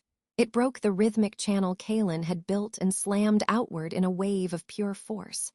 The protective ward around Kaelen's circle shattered with the sound of breaking crystal. The backlash hit him. It was not physical. It was a tsunami of alien emotion, centuries of buried rage, bottomless grief, the insane loneliness of a curse that isolates even as it consumes. It was the silence of the Silverwood pack, given a voice, and that voice was a scream. Kaelen's own song died in his throat. He was on his knees, his hands clamped over his ears, but the assault was inside his skull. He saw visions. His pack not dying in battle, but wandering alone through a ghostly forest, their bonds severed, howling for a connection that never came, their forms fading like mist until nothing remained. He felt the moment the last of them, a woman with kind eyes who might have been his mother, simply stopped being. And he felt the source, a well of darkness in a distant keep, the seed of what now raged before him. Through the psychic storm, a connection snapped into place, raw and wide open. Not the faint tether from before, but a floodgate. Kaelen, Thuron's voice in his mind. Agonized, pleading, the thread, find the thread again. The mental contact was a lifeline in the howling void. Kaelen clung to it, to the sheer, desperate presence of Thuron's consciousness, fighting its own parasite. He dragged air into his burning lungs. He ignored the visions, the crushing despair. He focused solely on that point of contact, the sound of his own name in the Alpha's mind. With a final, wrenching effort, he forced his voice to work. He didn't sing a melody this time. He sang a single word, an anchor point, a name. Thuron! The name, imbued with the last dregs of his silver-tongue power, rang out across the stone disk. It cut through the corruption's scream like a knife through fog. The raging shadow flinched, cohered. For a heartbeat, it seemed to form the shape of a great, wounded wolf around Thuron's kneeling form. The golden eyes blazed, fully present, wrestling control. The wave of psychic backlash ceased. The crushing pressure lifted. Kaelen slumped forward, spent, his forehead touching the frozen stone. He was empty, a vessel cracked and drained. Silence. Not the silence of the curse, but the profound, trembling quiet of aftermath. The sound of heavy chains, clinking softly, footsteps on frost. Kaelen looked up. Thuron stood before him, free of the shadows, the bruise-purple darkness receded to a faint tracing under his skin. His eyes were his own, burning gold, exhausted but clear. The moon shone directly on them both. He was breathing heavily, his body gleaming with sweat and frost melt. He looked down at Kaelen, his expression an unreadable mask of storm-crossed. For a long moment, he said nothing. The entire keep seemed to wait. Then, Thuron slowly, stiffly, went down on one knee. He was still far taller than the kneeling Omega. He reached out, his movements deliberate, and his fingers, cold but solid, came under Kaelen's chin, lifting his face. The touch was not possessive. It was assessing, awe-filled, terrified. "You did it," Thuron said, his voice graveled raw from screaming. "You held the line." Before Kaelen could process the words, the meaning, the unprecedented touch, Thuron's eyes rolled back in his head. The immense physical and psychic toll of the battle crashed down upon him. The Alpha King collapsed sideways onto the stone, unconscious. From the archway, Lyros and the guards rushed forward. But high above, the observer watched a moment longer. The device was now silent, its vial full of a shimmering, silver and black mist. The cold gaze lingered on Kaelen's frail, shivering form, then on the fallen king. A slow, satisfied smile touched hidden lips. The experiment had yielded exceptional data. The specimen had performed, the figure melted back into the shadows, leaving the crown of stones to its victors and its vanquished, the most critical piece of the night's events, now a secret held in a stolen vial. The silence after the song was a physical thing, thick and ringing. The last echoes of Kaelen's voice, of Thuron's name, bled away into the vastness of the crown of stones, swallowed by the indifferent rush of the wind. The moon, having crested its peak, cast a slightly less oppressive light, painting the amphitheater in stark silver and ink. Kaelen's knees gave out. He crumpled onto the cold, gritty stone, his body a hollowed-out shell. Every muscle trembled with a fine, ceaseless vibration. His throat was raw, not from screaming, but from channeling a power that felt like trying to hold a lightning bolt in his lungs. The psychic backlash, the raw, unfiltered anguish of Thuron's curse, The horrific visions of his pack's ending still echoed in the marrow of his bones. He could still feel the phantom snap of pack bonds, the suffocating silence that had followed. Across the circle, Thuron lay motionless where he had fallen, the massive, shadow-wreathed form of his shifted wolf gradually receding. The change was not a smooth transformation, but a slow, painful-looking dissolution. The darkness bled back into his skin, the monstrous size shrinking, until it was just a man, naked and battered, lying amidst the shattered remnants of the moon-forged chains. His chest rose and fell in shallow, ragged breath. For a long moment, there was only the wind and those two broken forms. Then, from the tunnel entrance, figures emerged. Lyros led the way, his face grim, his movements efficient. His elite guards followed, their expressions unreadable behind their helms, but their posture was one of wary relief. They had felt the storm subside. Lyros went straight to his king, kneeling beside him. He checked for a pulse, then barked an order. Two guards produced a heavy fur-lined litter. With a care that bordered on reverence, they lifted Thuron's unconscious form onto it. "The Omega?" one guard asked, his voice muffled. Lyros's gaze swept to Kaelen, who was trying and failing to push himself up onto his elbows. The beta's eyes held no warmth, but the previous disdain was gone, replaced by a stark professional assessment. "Alive!" "See to him." Gently, hands firm but not unkind, closed around Kaelen's arms. He flinched, a residual tremor from the violation of the psychic link, but he had no strength to resist. They lifted him. His legs dangled, useless. They placed him on a second, simpler litter. The world tilted and swam. As they carried him out of the crown of stones, back into the dark throat of the mountain tunnel, Kaelen's last sight was of Thuron's retreating form, looking strangely small under the furs. Thump, drag, thump, drag. The sound of the litter poles on stone was a monotonous drumbeat accompanying his descent into the keep. The mage lights passed overhead in a blur. He was aware of being moved through corridors, of hushed voices, of the scent of herbs and cold stone. They did not take him to the West Tower. Instead, he was brought to a small, warm chamber adjacent to what smelled like the keep's infirmary. A fire crackled in a grate, its light dancing on plain stone walls. They placed him on a low, wide cot piled with blankets. A healer, an older beta with tired eyes, examined him without speaking, checking his pulse, his temperature, peering at his dilated pupils. She forced a bitter-tasting tonic between his lips. It burned, then spread a dull, heavy warmth through his limbs, muting the tremors. "Exhaustion, severe psychic drain, minor physical abrasions," she stated to Lyros, who stood in the doorway. "His body is weak, but the core is intact. Surprisingly so, given what he channeled. He needs sleep, not medicine." Lyros nodded. "Guard the door. No one enters but the healer or myself, on the Alpha King's order." The door shut with a solid thud, leaving Kaelen alone with the pop and hiss of the fire. The warmth was alien, almost uncomfortable after so long being cold. He sank into the blankets, the drug pulling him under. His last conscious thought was not of the horror, but of the link, that raw, open channel between his mind and Thuron's. It was closed now, a door shut firmly, but he could still feel the imprint of it like a phantom limb. And with that memory came another. A cold, calculating gaze from the shadows, and a strange, crystalline hum. He woke to the smell of broth, a deep, rich, meaty scent that made his stomach clench painfully. Daylight, real, gray daylight, filtered in through a high, narrow window. A day had passed. Sitting on a stool beside the cot was Lyros. He held a wooden bowl. "You need to eat." Kaelen's voice was a rusted hinge. "Thuron. Alive, resting." Lyros's tone brooked no further questions. He held out the bowl. "Eat. Your function is not yet complete. The moon's influence wanes but does not vanish for another night.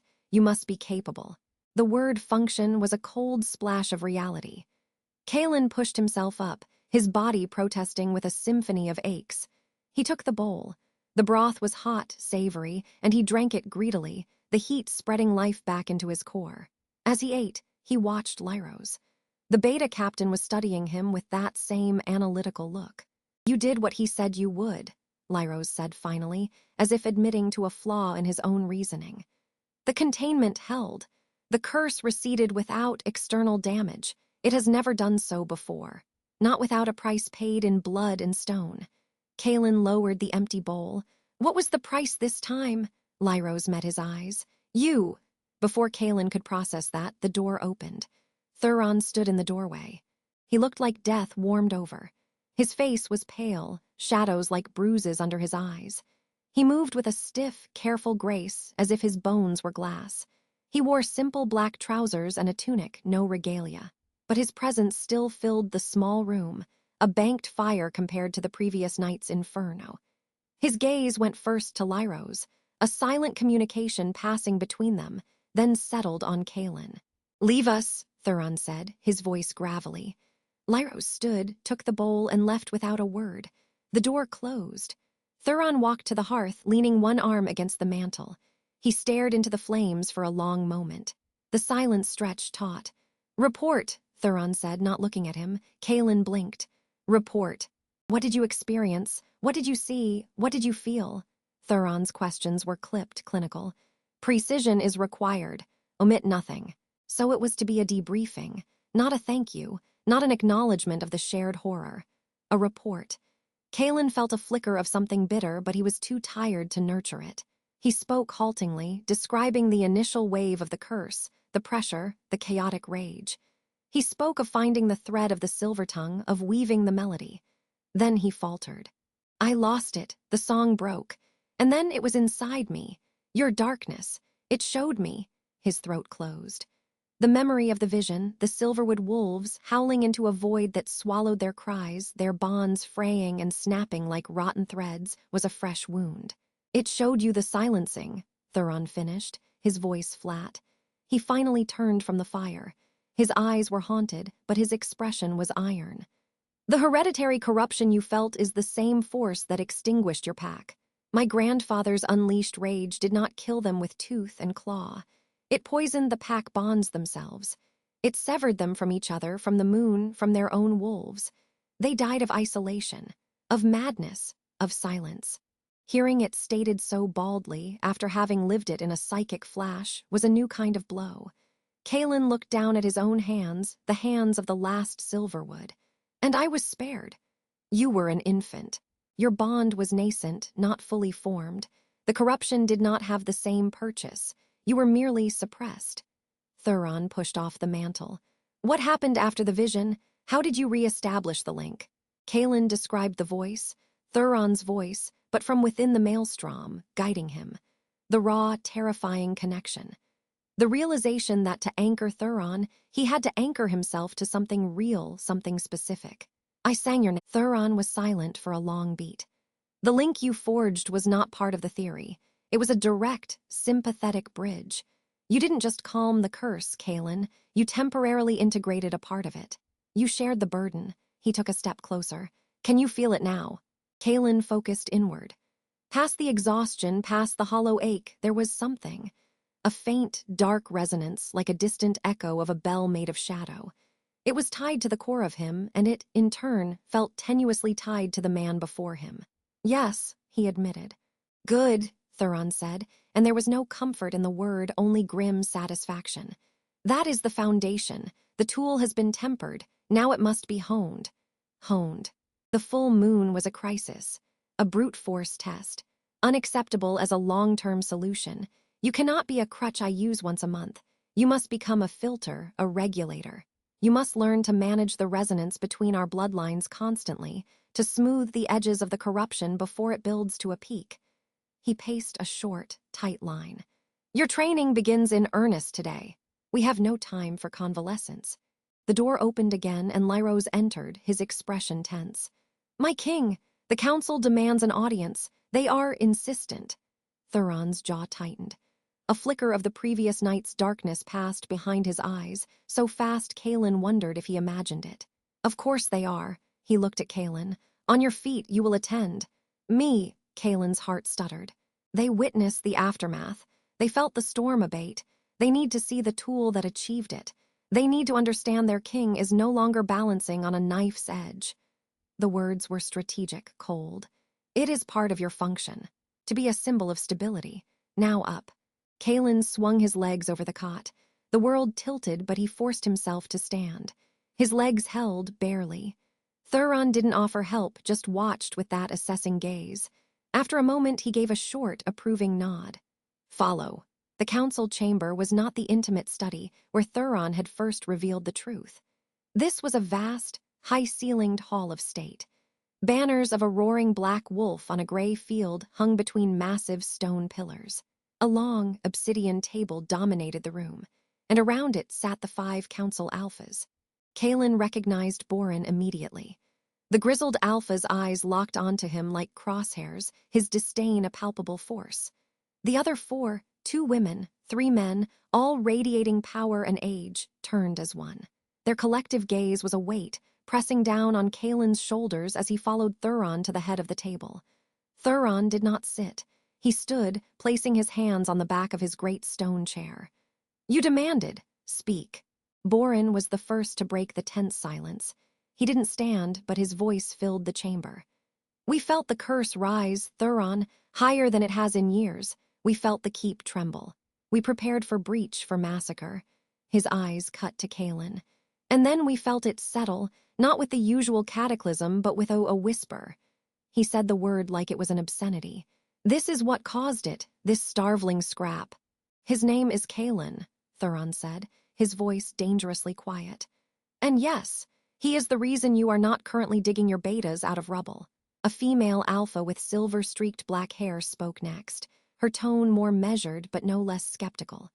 The theory was one thing, Thuron. Witnessing the practical application is another.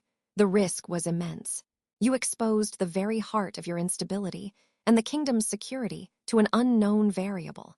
An omega of a dead line. A line my line destroyed, Thuron countered, his knuckles white where they gripped the chair. The balance is poetic. His bloodline's innate capacity for harmony is the only counterweight to the discord mine produces. The moon trial proved it. The curse is contained. I am clear. For how long? Boren slammed a fist on the table. You place the fate of the Blackwater expanse on the shoulders of a broken boy who flinches at loud noises. What happens when the hunters come again, not with a handful of fanatics in a pass, but with an army? Will he sing them a lullaby? He will do his part, Thuron growled, a rumble entering his voice, as you will do yours. His role is not on the battlefield, it is here, in this keep, ensuring your king does not become the very monster we have sworn to keep from our borders. And if he fails, another counselor asked, if he breaks, if this Silvertongue falters at a critical moment, Thuron's gaze swept over them all, final and absolute. Then you will have your cataclysm, and we will all burn in it together. But until that moment, he is my chosen solution. You will accord him the respect due to a vital piece of kingdom infrastructure. You will ensure his safety, his training grounds, and his needs are met. Is that understood? The order hung in the air, an alpha command woven into the words. The council alphas stiffened, their wolves reacting to the direct dominance. One by one, reluctantly, they dipped their chins in acknowledgement. All but Boren, who stared at Kaelen with undisguised hostility. A tool can be stolen, Thuron, Boren said, his voice low. Or broken, or turned. We will watch this infrastructure with great interest. The audience was clearly over. Thuron turned and strode from the table, Kaelen scrambling to follow. The weight of the council's stares followed him out the door. In the corridor, Thuron stopped, breathing deeply. The confrontation had cost him. Kaelen could feel that dark resonance within himself flutter, in response to Thuron's agitation. You see the reality, Thuron said without looking at him. Your value is my stability. Their tolerance of you depends entirely on your continued flawless performance. There is no room for error, no room for weakness. I understand, Kaelen whispered, the immense, impossible weight of it crushing down on him. Good, Lyros will take you to the training ground. We begin now. The training ground was a secluded, walled courtyard within the keep's inner sanctum. It was open to the sky, the gray afternoon light filtering down. The ground was covered in fine, raked sand. It was utterly silent, shielded from the wind and the sounds of the keep. Lyros left him there alone. He will come. Kaelen stood in the center, shivering slightly. He didn't have long to wait. Thuron entered, now wearing more practical training gear. He carried nothing. "The link," he said without preamble. "You can feel the resonance. I want you to find it now. Not when it is a raging torrent, but now, while it is a quiet stream. Find it and hum its frequency." "How?" Kaelen asked, bewildered. "Stop thinking with your mind. Think with what you felt last night. The connection is a chord. Find your end of it." Kaelen closed his eyes, trying to shut out the fear, the memory of the council's disdain. He reached inward, past the exhaustion, past the hunger. He searched for that faint, shadowy echo. For a long time, there was nothing but his own heartbeat. Then, like the faintest vibration through a spider's web, he felt it. A low, discordant thrum that was not his own. He opened his mouth and tried to match it with a hum. The sound that emerged was weak, wavering. "Louder," Thuron commanded. "You are not whispering secrets. You are tuning a dissonant instrument. Project." Kaelen took a breath, focused on the thrum, and hummed again, stronger. The note was ugly, jarring to his own ears. Immediately, he felt a spike of agitation from the link. Thuron grimaced, a hand going to his temple. "You are amplifying the discord, not harmonizing with it. You are singing the curse itself. You must find the counter-frequency. The note that belongs with it, the Silverwood note." Frustration bubbled up in Kaelen. "I don't know what that is. I never knew my pack." "It is in your blood. Your silver tongue is not just sound, it is intent. It is the essence of connection seeking to mend separation. Stop trying to mimic the darkness. Seek to soothe it. Try again." Hours bled together. Kaelen hummed, sang single notes, tried fragments of melody. Sometimes Thuron would growl in pain, his own control slipping as Kaelen's attempts grated on the corruption. Other times, a note would land, and for a fleeting second, the dark resonance within Kaelen would smooth, and he would see Thuron's shoulders lose a fraction of their tension. But he could not hold it. It was like trying to catch smoke with his bare hands. He was drenched in sweat, his voice growing hoarse again, his spirit fraying.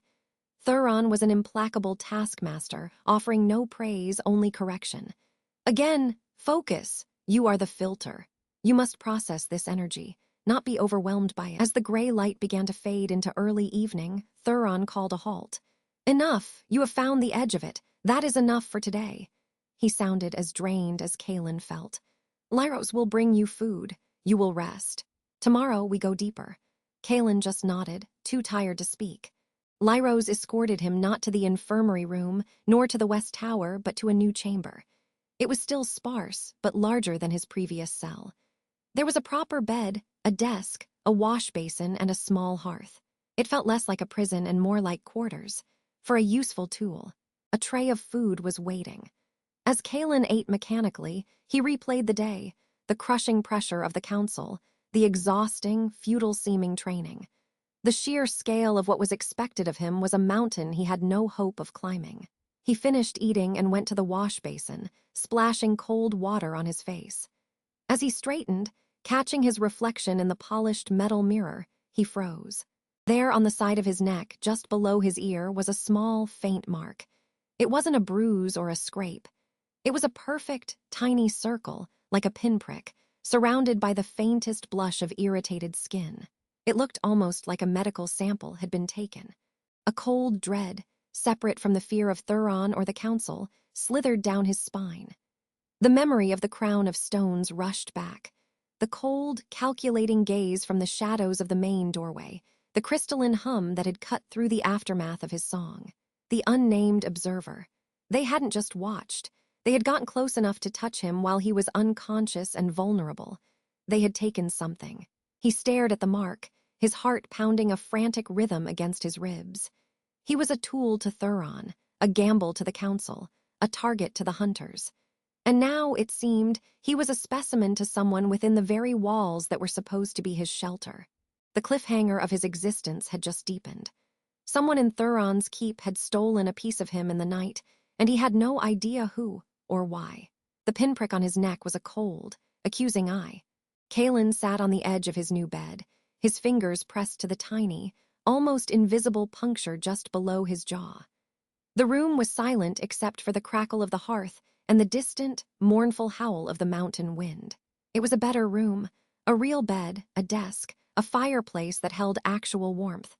A cage, still, but a gilded one. a reward for being a useful tool. The mark spoiled it, tainting the space with a violation that seeped deeper than the chill from the stones. They took something from me. The thought was a shard of ice in his gut. While he'd been unconscious, drained, and vulnerable after holding back the abyss inside Thuron, someone had been there. Not to help, to harvest. The unnamed observer was no longer just a pair of eyes in the shadows. They had hands, and they had purpose. A heavy knock shook his door, not waiting for an answer. Lyros entered, his expression the same mask of efficient detachment. He carried a bundle of dark cloth. Training courtyard, now. The king does not tolerate idleness, Lyros stated, dropping the bundle on the bed. It was a new set of clothes, sturdy, plain trousers and a tunic and a thicker cloak. The ones you arrived in are ash. These will suffice. Kaelen dressed mechanically, the soft wool scratchy against his skin. He kept his collar high, covering the mark. Does he know? The question slipped out, quiet but sharp. Lyros's eyes, the color of flint, flicked to him. Does who know what? The king. Does he know someone in his keep is collecting samples from his property? Kaelen couldn't keep the bitter edge from his voice. A pause. Lyros's gaze swept the room, missing nothing. Your security is my concern. Your condition is the king's. If you have a concern, you will voice it to him, not to me. Move. The journey through the keep's heart was a blur of looming archways and echoing footsteps. Kaelen felt every glance from the guards they passed, their eyes weighing him, judging the scrawny Omega who now walked with the captain.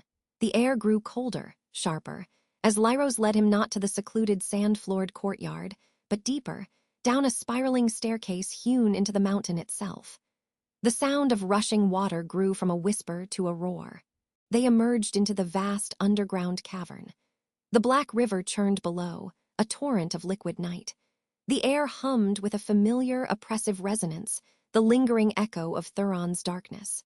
It was here, days ago, that Kaelen had first proven his worth. The memory was a bruise on his soul. Thuron stood at the cavern's edge, his back to them, looking down into the abyss. He was a silhouette of power against the gloom, but Kaelen felt it immediately, a taut, frayed thread in the space between them. The king's control was thinner today, the beast beneath his skin closer to the surface. "Leave us," Thuron commanded, his voice echoing off the stone. Lyros bowed and retreated, his footsteps fading up the stairs. The sound was swallowed by the river's roar. Thuron turned. His eyes, usually a fierce, controlled gold, were shot through with veins of obsidian. "You are late." "I was brought here," Kaelen said, his own voice small against the cavern's vastness. "And you tarried. Your mind is elsewhere, on your new quarters, on the council's disdain." Thuron took a step forward, and the dark resonance spiked, a physical pressure against Kaelen's chest. "Your comfort is irrelevant. Your fear is a luxury. The only thing that matters is the bond. Focus on it, now." Kaelen closed his eyes, trying to shut out the cold, the fear, the memory of the pinprick. He reached for that internal sense he'd barely begun to understand, the silver tongue. It wasn't a voice, but a tuning fork in his blood, a harmonic frequency that was uniquely his. He sought the discordant, grinding note of Thuron's curse. He found it instantly. It was louder, angrier than during their training sessions in the courtyard. It wasn't a single note, but a cacophony of screams, the silenced screams of the Silverwood pack. His pack. A wave of nausea and grief hit him so hard he staggered. "Do not shy from it," Thuron growled, his voice layered with a deeper, more bestial tone. "It is the truth of what I am, the truth of what binds us. You must learn to sing against this chorus, not whimper before it." Kaelen gritted his teeth. He pushed past the horror, past the personal agony, and focused on the pattern of the noise. Within the chaos, there was a rhythm, a pulsing, diseased heart. He aimed his own quiet, inner frequency at it, not to overpower but to align, to soothe. A low, pained rumble escaped Thuron. The obsidian threads in his eyes receded just a fraction. The pressure in the cavern lessened. "Better, but you are fighting yourself. Your fear is a static that disrupts the harmony. What is it?" Kaelen's eyes flew open. He saw the king watching him, not as a teacher, but as a strategist assessing a weapon's flaw. The words tumbled out. "Someone took a sample of my blood while I was unconscious after the moon. There's a mark." The change in Thuron was instantaneous and terrifying. The momentary calm shattered. The dark resonance exploded outward, not in a wave, but in a sharp, concussive blast that made the very river below flinch. The gold vanished from his eyes, leaving only pits of swirling black. The temperature plummeted. "Where?" The word was a crack of thunder. Kaelen's hand went to his neck, pulling down the collar. Thuron was before him in a blur of motion. Cold, powerful fingers gripped Kaelen's chin, tilting his head to expose the tiny wound. Thuron's touch burned with a cold fire. He leaned close, inhaling, his gaze fixed on the pinprick. Kaelen could feel the fury radiating from him, a storm contained in flesh. "Lyros!" The bellow shook dust from the cavern ceiling. Within seconds, the captain was thundering back down the stairs. "My king." The Omega was compromised in the infirmary. A physical sample was extracted. Who had access? Thuron's voice was deathly quiet now, which was worse than the roar. Lyros paled, his professional detachment crumbling into stark alarm. The infirmary was secured. Only the healer, myself, and the 2 guards on rotation. I vetted them myself. Vet them again, with pain. Then expand the search. Someone in this mountain is playing a game with what is mine. Thuron released Kaelen, turning his black gaze on Lyros. "The observer, find them. Bring me their still-beating heart, or I will carve out yours." Lyros dropped to one knee, fist over his heart. "It will be done." He rose and vanished, his footsteps urgent. Thuron paced the ledge, a caged predator. The darkness around him was a visible miasma now, tendrils of shadow leaking from his form. "This changes the calculus. The hunters seek your blood from without. This is a parasite within. They do not want to destroy you. They want to replicate you." The idea was more horrifying than assassination. To be studied, copied, his one terrible purpose stripped and mass-produced. Who? A rival alpha seeking an advantage. A remnant of the hunters who infiltrated. Or, Thuron stopped, his shadowed eyes locking onto Kaelen. Someone who believes my reliance on a Silverwood is the kingdom's greatest weakness and seeks to engineer a solution that removes the variable. You, Boren. The grizzled counselor's face, full of contempt, flashed in Kaelen's mind. A starveling scrap, a risk. "The training is over for today," Thuron said abruptly. "You will return to your quarters. You will not leave. You will speak to no one. Lyros will post new guards, ones whose loyalty is to me alone, not to the council. You think it's one of them. Your own alphas.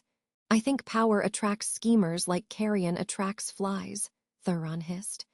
"My control is the only wall between this kingdom and the abyss. You are now a key part of that control. To undermine you is to undermine me. It is a challenge, and I will answer it." He gestured sharply, and Kaelen felt the command in his bones. He turned, moving back toward the stairs on trembling legs. The oppressive resonance began to recede as Thuron consciously pulled it back, wrestling his fury under a lid of iron will. As Kaelen climbed, the roar of the river fading above him, a new sound reached his ears, muffled but distinct. It was the sound of a struggle, a choked gasp, the wet, final thud of a body hitting stone. It came from a side passage, dark and unused. He froze, his heart hammering against his ribs. Against every instinct, against Thuron's direct order, he crept toward the sound. The passage was narrow, littered with old crates.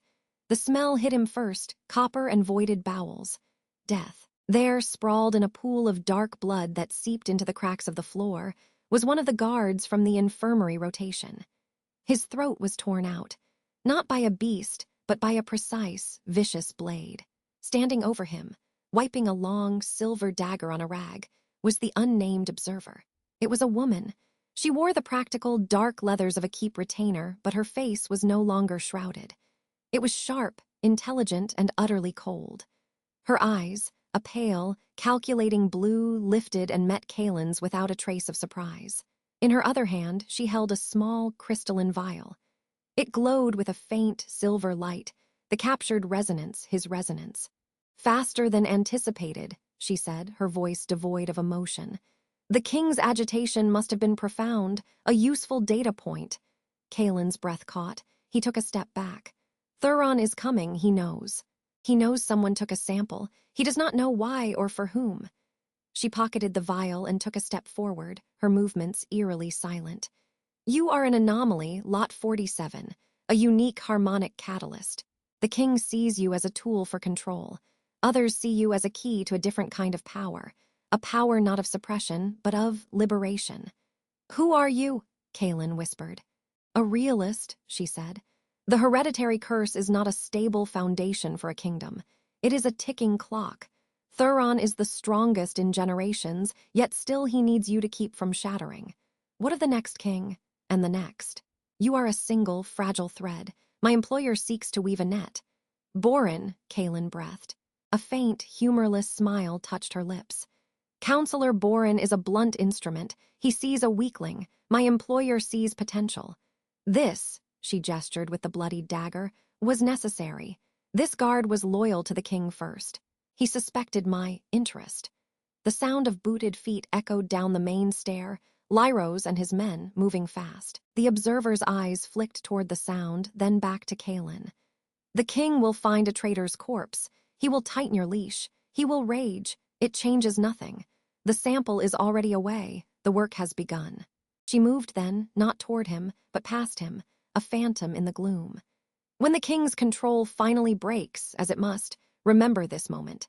There are those who sought a better solution than being a palliative for a dying beast. She melted into a shadowed crevice Kaelen hadn't seen, just as Lyros and two hulking guards burst into the passage. They saw Kaelen first, then the butchered guard. By the abyss, Lyros snarled, drawing his sword. His eyes scanned the darkness. Where did they go? Kaelen pointed a shaking hand at the crevice. There, she went there. Lyros barked orders, and one guard lunged toward the opening, but it was a mere crack in the rock, too narrow for an armored man to pursue. The other guard knelt by the body, his face grim. He was on the infirmary list, the guard confirmed. Lyros turned his furious gaze on Kaelen. You saw her, describe her. Kaelen did, the words tumbling out, the pale eyes, the sharp face, the cold voice. Lyros's expression grew grimmer with each detail. I know her, he said, the words like stones. Ilara, a keeper of archives, a historian. He looked from the corpse to the crevice, a terrible understanding dawning. She is no historian, and if she is not working for Boren, he didn't finish. He didn't need to. The implication was worse. If not a disgruntled counselor, then who was her employer? Another kingdom, something else. The heavy, deliberate sound of footsteps approached. Thuron emerged from the main stair, the darkness now a tight, controlled shroud around him. He took in the scene. The corpse, his guards, Lyros's face, and Kaelen, standing pale and shaking in the center of it all. Report, Thuron said, his voice flat. Lyros did succinctly. Thuron's eyes never left Kaelen. When Lyros mentioned the name Ilara and her words about a better solution, the obsidian threads in Thuron's eyes writhed. She has fled the keep, Lyros finished. The sample is gone. Thuron was silent for a long moment, the only sound the distant river and the drip of blood on stone. Then he spoke, his words falling like a sentence. The internal threat is confirmed and active. The external threat now has a new weapon to covet. He finally looked at Kaelen, and in his gaze was a terrible, final certainty. The moon's peak was a test. This is war. And you, Kaelen of Silverwood, are no longer just a tool. You are the battlefield. He stepped closer, the heat of his fury a palpable force. From this moment, you do not eat, you do not sleep, you do not breathe unless I or Lyros personally permit it. Your training is no longer about control. It is about survival, for you and for every soul in this expanse. He leaned down, his voice a whisper that cut deeper than the observer's blade. The next time someone reaches for you, they will find my hand around their throat, and you will be the one holding the knife. He straightened, turning to Lyros. Lock him down, then summon the full council. Tell them, a grim, savage smile touched his lips. Tell them the fragile thread has just become a live wire, and the storm is here. The silence in the council chamber was not the quiet of contemplation, but the dead, pressurized stillness of a tomb. The 5 council alphas sat rigid around the obsidian table, their sense a volatile cocktail of anger, fear, and disbelief. Boren's grizzled face was a thunderhead. Thuron stood at the head of the table, a statue carved from shadow and iron. Beside him, feeling more exposed than he had on the auction block, was Kaelen. The air smelled of cold stone, old smoke, and the sharp, coppery tang of alpha aggression. "A spy," Thuron's voice cut the silence, leaving no room for question. "In my keep, in my very walls. She murdered one of our own, a guard loyal enough to question her, and harvested a sample of a unique resource under my direct protection." His gaze swept over them, a physical weight. This is not an external threat. This is a cancer, and it was drawn here by him. All eyes, hot and heavy, landed on Kaelen. He forced himself to stand straight to meet the stares. His neck still throbbed with the phantom memory of the pinprick. "This starveling scrap," Thuron continued, throwing Boren's own words back at him with lethal softness, "is now the most critical piece of infrastructure this kingdom possesses. He is the dam holding back the flood. And now we have confirmation that others wish to either seize the dam or break it to see what happens. The war is no longer against the moon or my blood. It is against the shadows in our own halls." Boren slammed a heavy fist on the table. The thud echoed. "And you place this instability at our very heart. You bring the target into the core of our power. This Omega is a beacon, Thuron. Every enemy we have, and those we haven't yet met, will now come for him, and thus for us." "They already have," Lyros stated from his post by the door.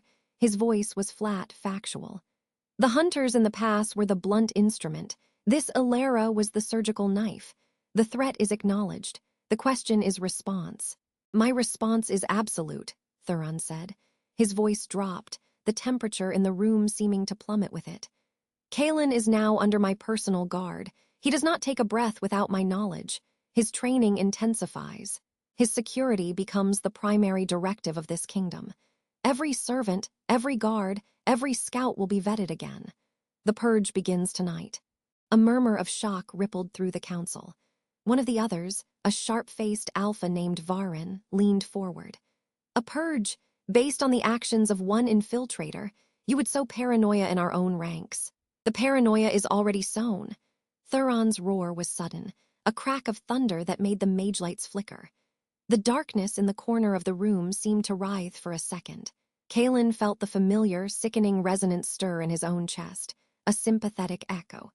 He took a shallow breath, focusing on the cold stone under his feet, and pushed a thread of calm outward, not toward Thuron, but into the room itself, a gentle, omega-grade diffusion of tension. The effect was subtle but real.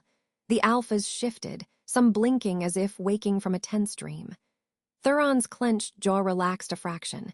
He didn't look at Kaelen, but he gave a slight, almost imperceptible nod. "You felt it," Thuron said, his voice lower now. "The alternative. Without him, that pressure builds until it breaks. This is not a debate. This is a declaration of martial law centered on a single asset. Your duty is to secure the kingdom around that asset. Or would you prefer to return to the days when your king vanished into the caverns for 3 days each moon, and none of you knew if he would return as himself, or as the thing that destroyed the Silverwood?" The name of his fallen pack hung in the air. Kaelen flinched. The council stilled, the historical truth a weapon that silenced even Boren. "What of the samples she took?" Varen asked quietly. "What can they do with it?" "Unknown," Thuron admitted. "Replicate his resonance, track him, create a weapon that mimics or disrupts his ability. The purpose is secondary. The act is in declaration of war. We will find her employer. We will root them out. And we will eliminate them." He finally turned his head, his golden eyes pinning Kaelen. "You are the battlefield. Your training is now your armor. We begin at dawn. You will learn not just to soothe the storm, but to feel its every constituent part, to hear the footfall of corruption in the dark. If they come for you again, you will know it before they do." The dismissal was clear. The council sat in stunned, resentful silence as Thuron turned and strode from the chamber, Kaelen hurrying in his wake. Lyros fell into step behind them, his hand on his sword hilt. Clang, thud, scrape. The sounds of the keep became a symphony of lockdown. Heavy oak doors were reinforced with iron bars. Patrols doubled, their bootsteps echoing in synchronized, grim rhythm.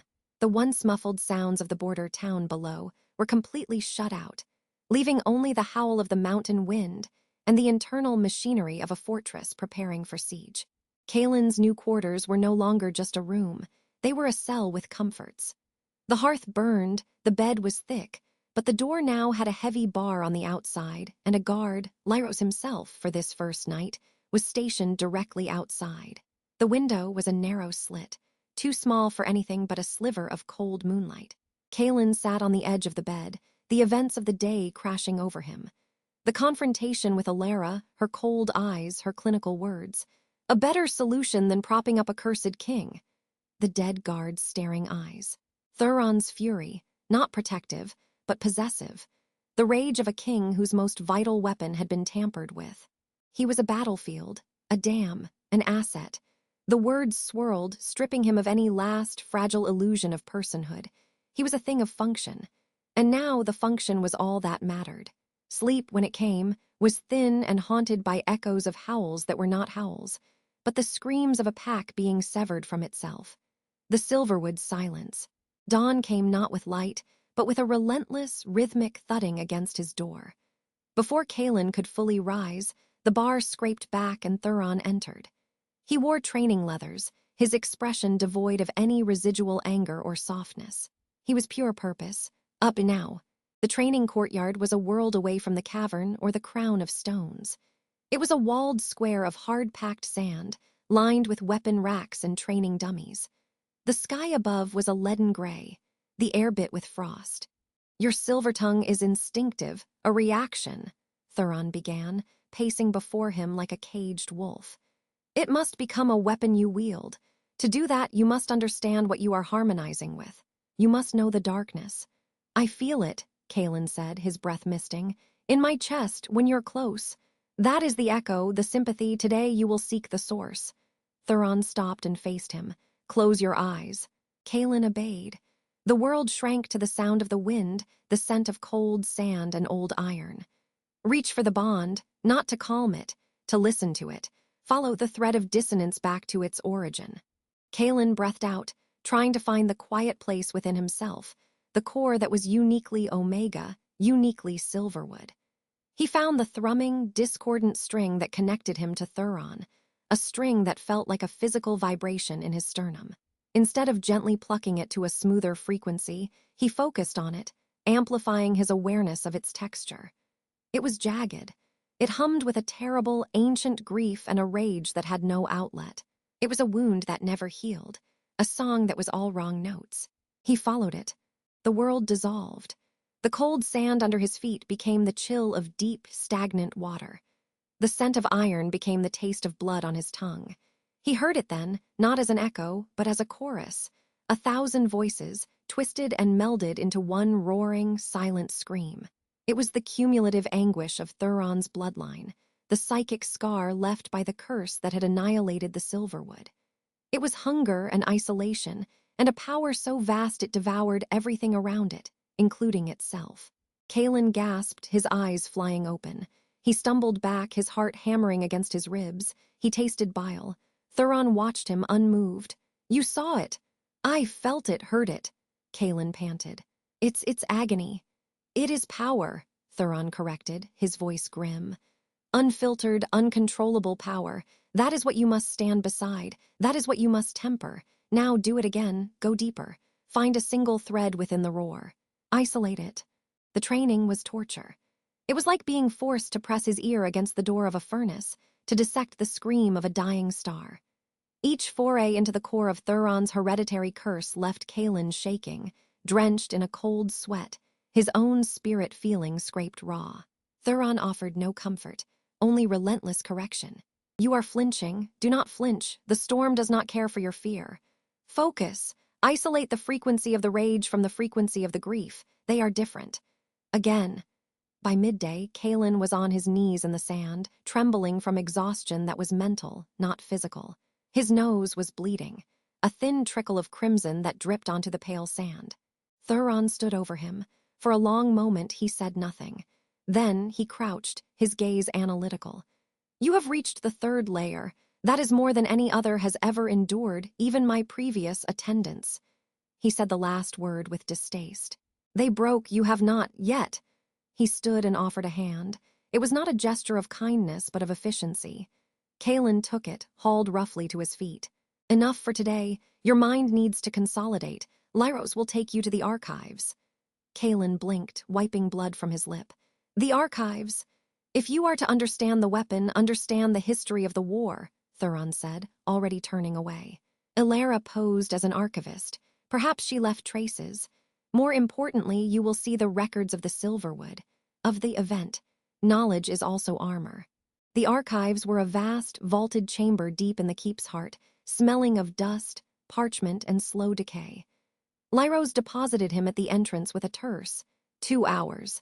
Do not touch anything without the head archivist. He then took up a post by the door, his presence a clear reminder this was not a reprieve, but a change of tactic. The head archivist was a wizened, elderly beta who moved with a soft shuffle and regarded Kaelen with keen, intelligent eyes behind thick lenses. He said nothing about recent events, but his hands trembled slightly as he led Kaelen to a secluded, heavy oak carrel. The king has requested you be shown the sealed folios on the Silverwood pack and the Blackwater Expanse lineage curses, the archivist whispered, as if the words themselves were dangerous. He laid a massive, leather-bound tome and a slender, locked metal case on the desk. With a delicate key, he opened the case. Inside were scrolls, their parchment brittle with age. These are the only extant records. Handle them with reverence. They are the last whispers of the dead. He shuffled away, leaving Kaelen alone in the pool of light from a single, hooded mage lamp. The tome was a history of the Blackwater Expanse.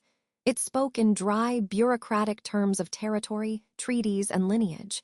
But in the margins, in different inks and hands, were other stories.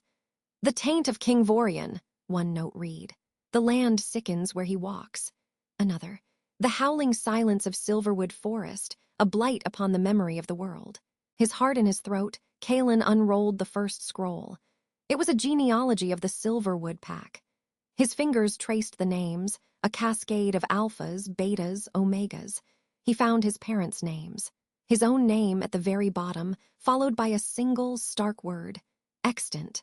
The next scroll was not a record, but a personal account. The handwriting was elegant, frantic, and fading. The silence came not from the woods, but from within our bonds. It was a severing. One by one, I felt my packmates fade, not die, but unravel. Alpha Joran ceased to hear our howls. He looked upon his own mate as a stranger. The madness was not fury, but profound, absolute isolation. We were islands in a sea of static. The corruption did not roar, it erased. It came from the west, from the Blackwater line. A gift, they call it. A curse that eats connections. I am the last who can still write. I hear nothing now, not even my own wolf. I am silenced. If any find this, know we did not howl ourselves to death. We were unmade. Kaelen's tears fell silently, spotting the ancient parchment. This was the truth, not a battle, but an erasure. His pack had died alone, confused, their very souls disconnected. And he, an infant, too young to have formed a full bond, had been the only one the curse could not fully grasp. The unwanted Omega, spared by his own insignificance. The final scroll was a diagram. It showed 2 interlocking spirals, one dark, labeled Blackwater corruption, one silver, labeled Silverwood resonance. Notes in a precise, modern hand, not ancient, were scribbled in the margins. Symbiotic counterfrequency, not suppression but harmonization. The Omega acts as a tuning fork, grounding the chaotic resonance. Hypothesis. She hadn't just been stealing his blood. She'd been studying this very history, building her hypothesis. She was here in these records long before he arrived. A soft scuff sounded behind him. Kaelen froze, his senses screaming. It wasn't Lyros's heavy tread. It was lighter, deliberate. He slowly turned. A figure stood at the end of the aisle between towering shelves, shrouded in the deep gloom beyond his mage lamp's reach. Not Ilara. A man, tall and lean. He wore the robes of a senior keeper, but his posture was all wrong, too still, too poised. Fascinating, isn't it? The man's voice was smooth, cultured. It slithered through the dusty silence. How the solution to one bloodline's curse was born in the annihilation of another. Poetic in a tragic sense. Kaelen's mouth was dry. Who are you? The man took a step forward, just enough for the light to catch the lower half of his face, a thin, smiling mouth. A concerned party, Ilara's employer, you could say. She was my surgical knife. A pity she was discovered, but her cut was true. The sample is secure. Kaelen's mind raced. He reached for the bond with Thuron, not to calm, but to scream a warning down the thread. The man chuckled, as if sensing it. He cannot hear you. These archives are warded with the same principles your blood demonstrates, a bubble of harmonic isolation. For now, we talk. What do you want? What any rational being wants. Stability. Thuron's rule is a dam of flesh and willpower, built on a foundation of suffering, yours, his people's. It is a brutal, inefficient solution. My organization believes in cleaner equations. We wish to synthesize your harmonic ability. To create a tool, yes, but one that does not require the constant sacrifice of an omega, or the terror of a king who is one moon away from becoming a world-ending plague. You want to replace him, Kaelen breathed. We want to safeguard the realm. With a device or a serum, the need for the cursed Blackwater line and the sacrificial Silverwood remnant becomes obsolete. A new age. You could be free, Kaelen.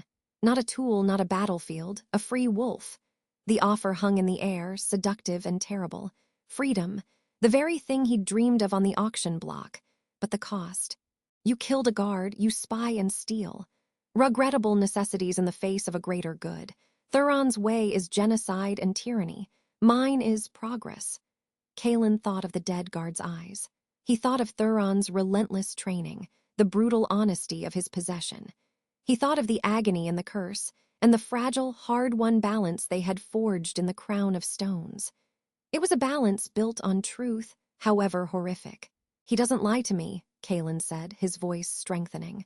He tells me what I am. You offer freedom wrapped in a lie. You don't want to free me. You want to dissect me, to become the new keeper of the power. The man's smile vanished. A pity. Ilara thought you might be pragmatic. He raised a hand.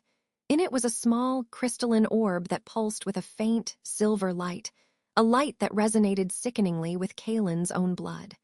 A resonator, charged with the stolen sample. If you will not come willingly, I will take a more direct sample. The wards will hold long enough. He hurled the orb. Kaelen didn't think. He reached, not for the calm, but into the raw, open channel of his bond with Thuron. He didn't try to harmonize. He did the opposite. He took the jagged, screaming frequency of Thuron's curse, the one he had just learned to isolate, and he pulled.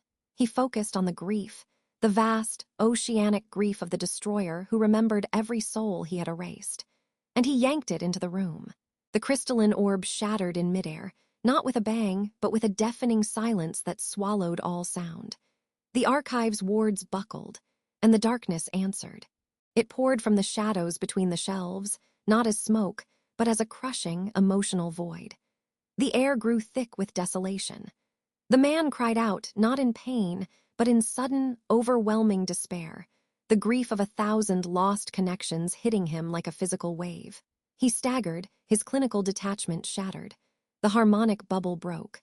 A roar shook the very foundations of the archives. Stone dust rained from the ceiling.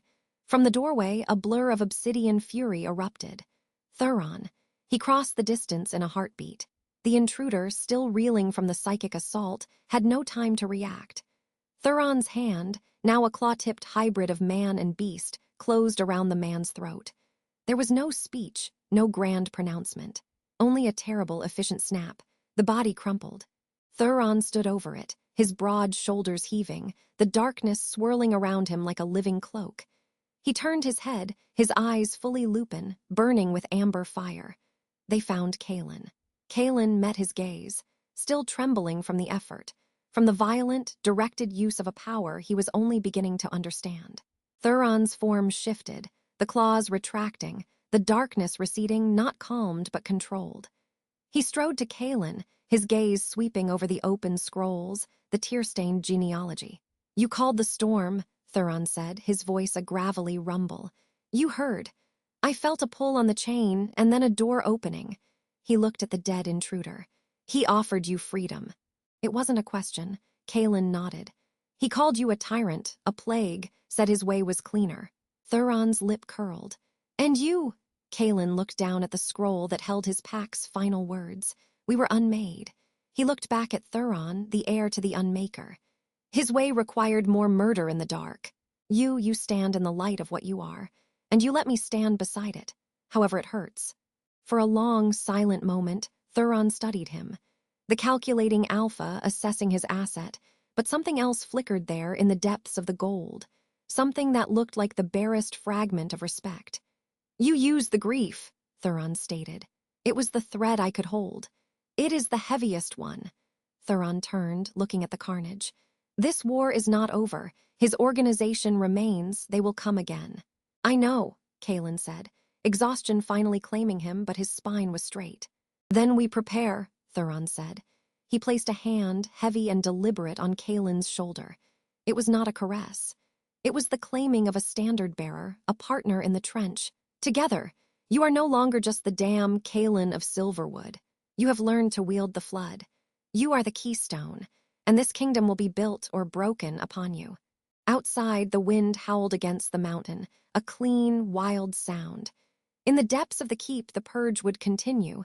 The shadows would be hunted. The unwanted Omega was unwanted no longer. He was essential. He was the silver tongue, the harmonizer, the living bridge over a river of darkness. And as Thuron led him from the archives of the dead, back into the grim, living fortress of the present, Kaelen understood his fate. It was not freedom. It was purpose. Forged in fire, sealed in blood, and his alone to bear. The end.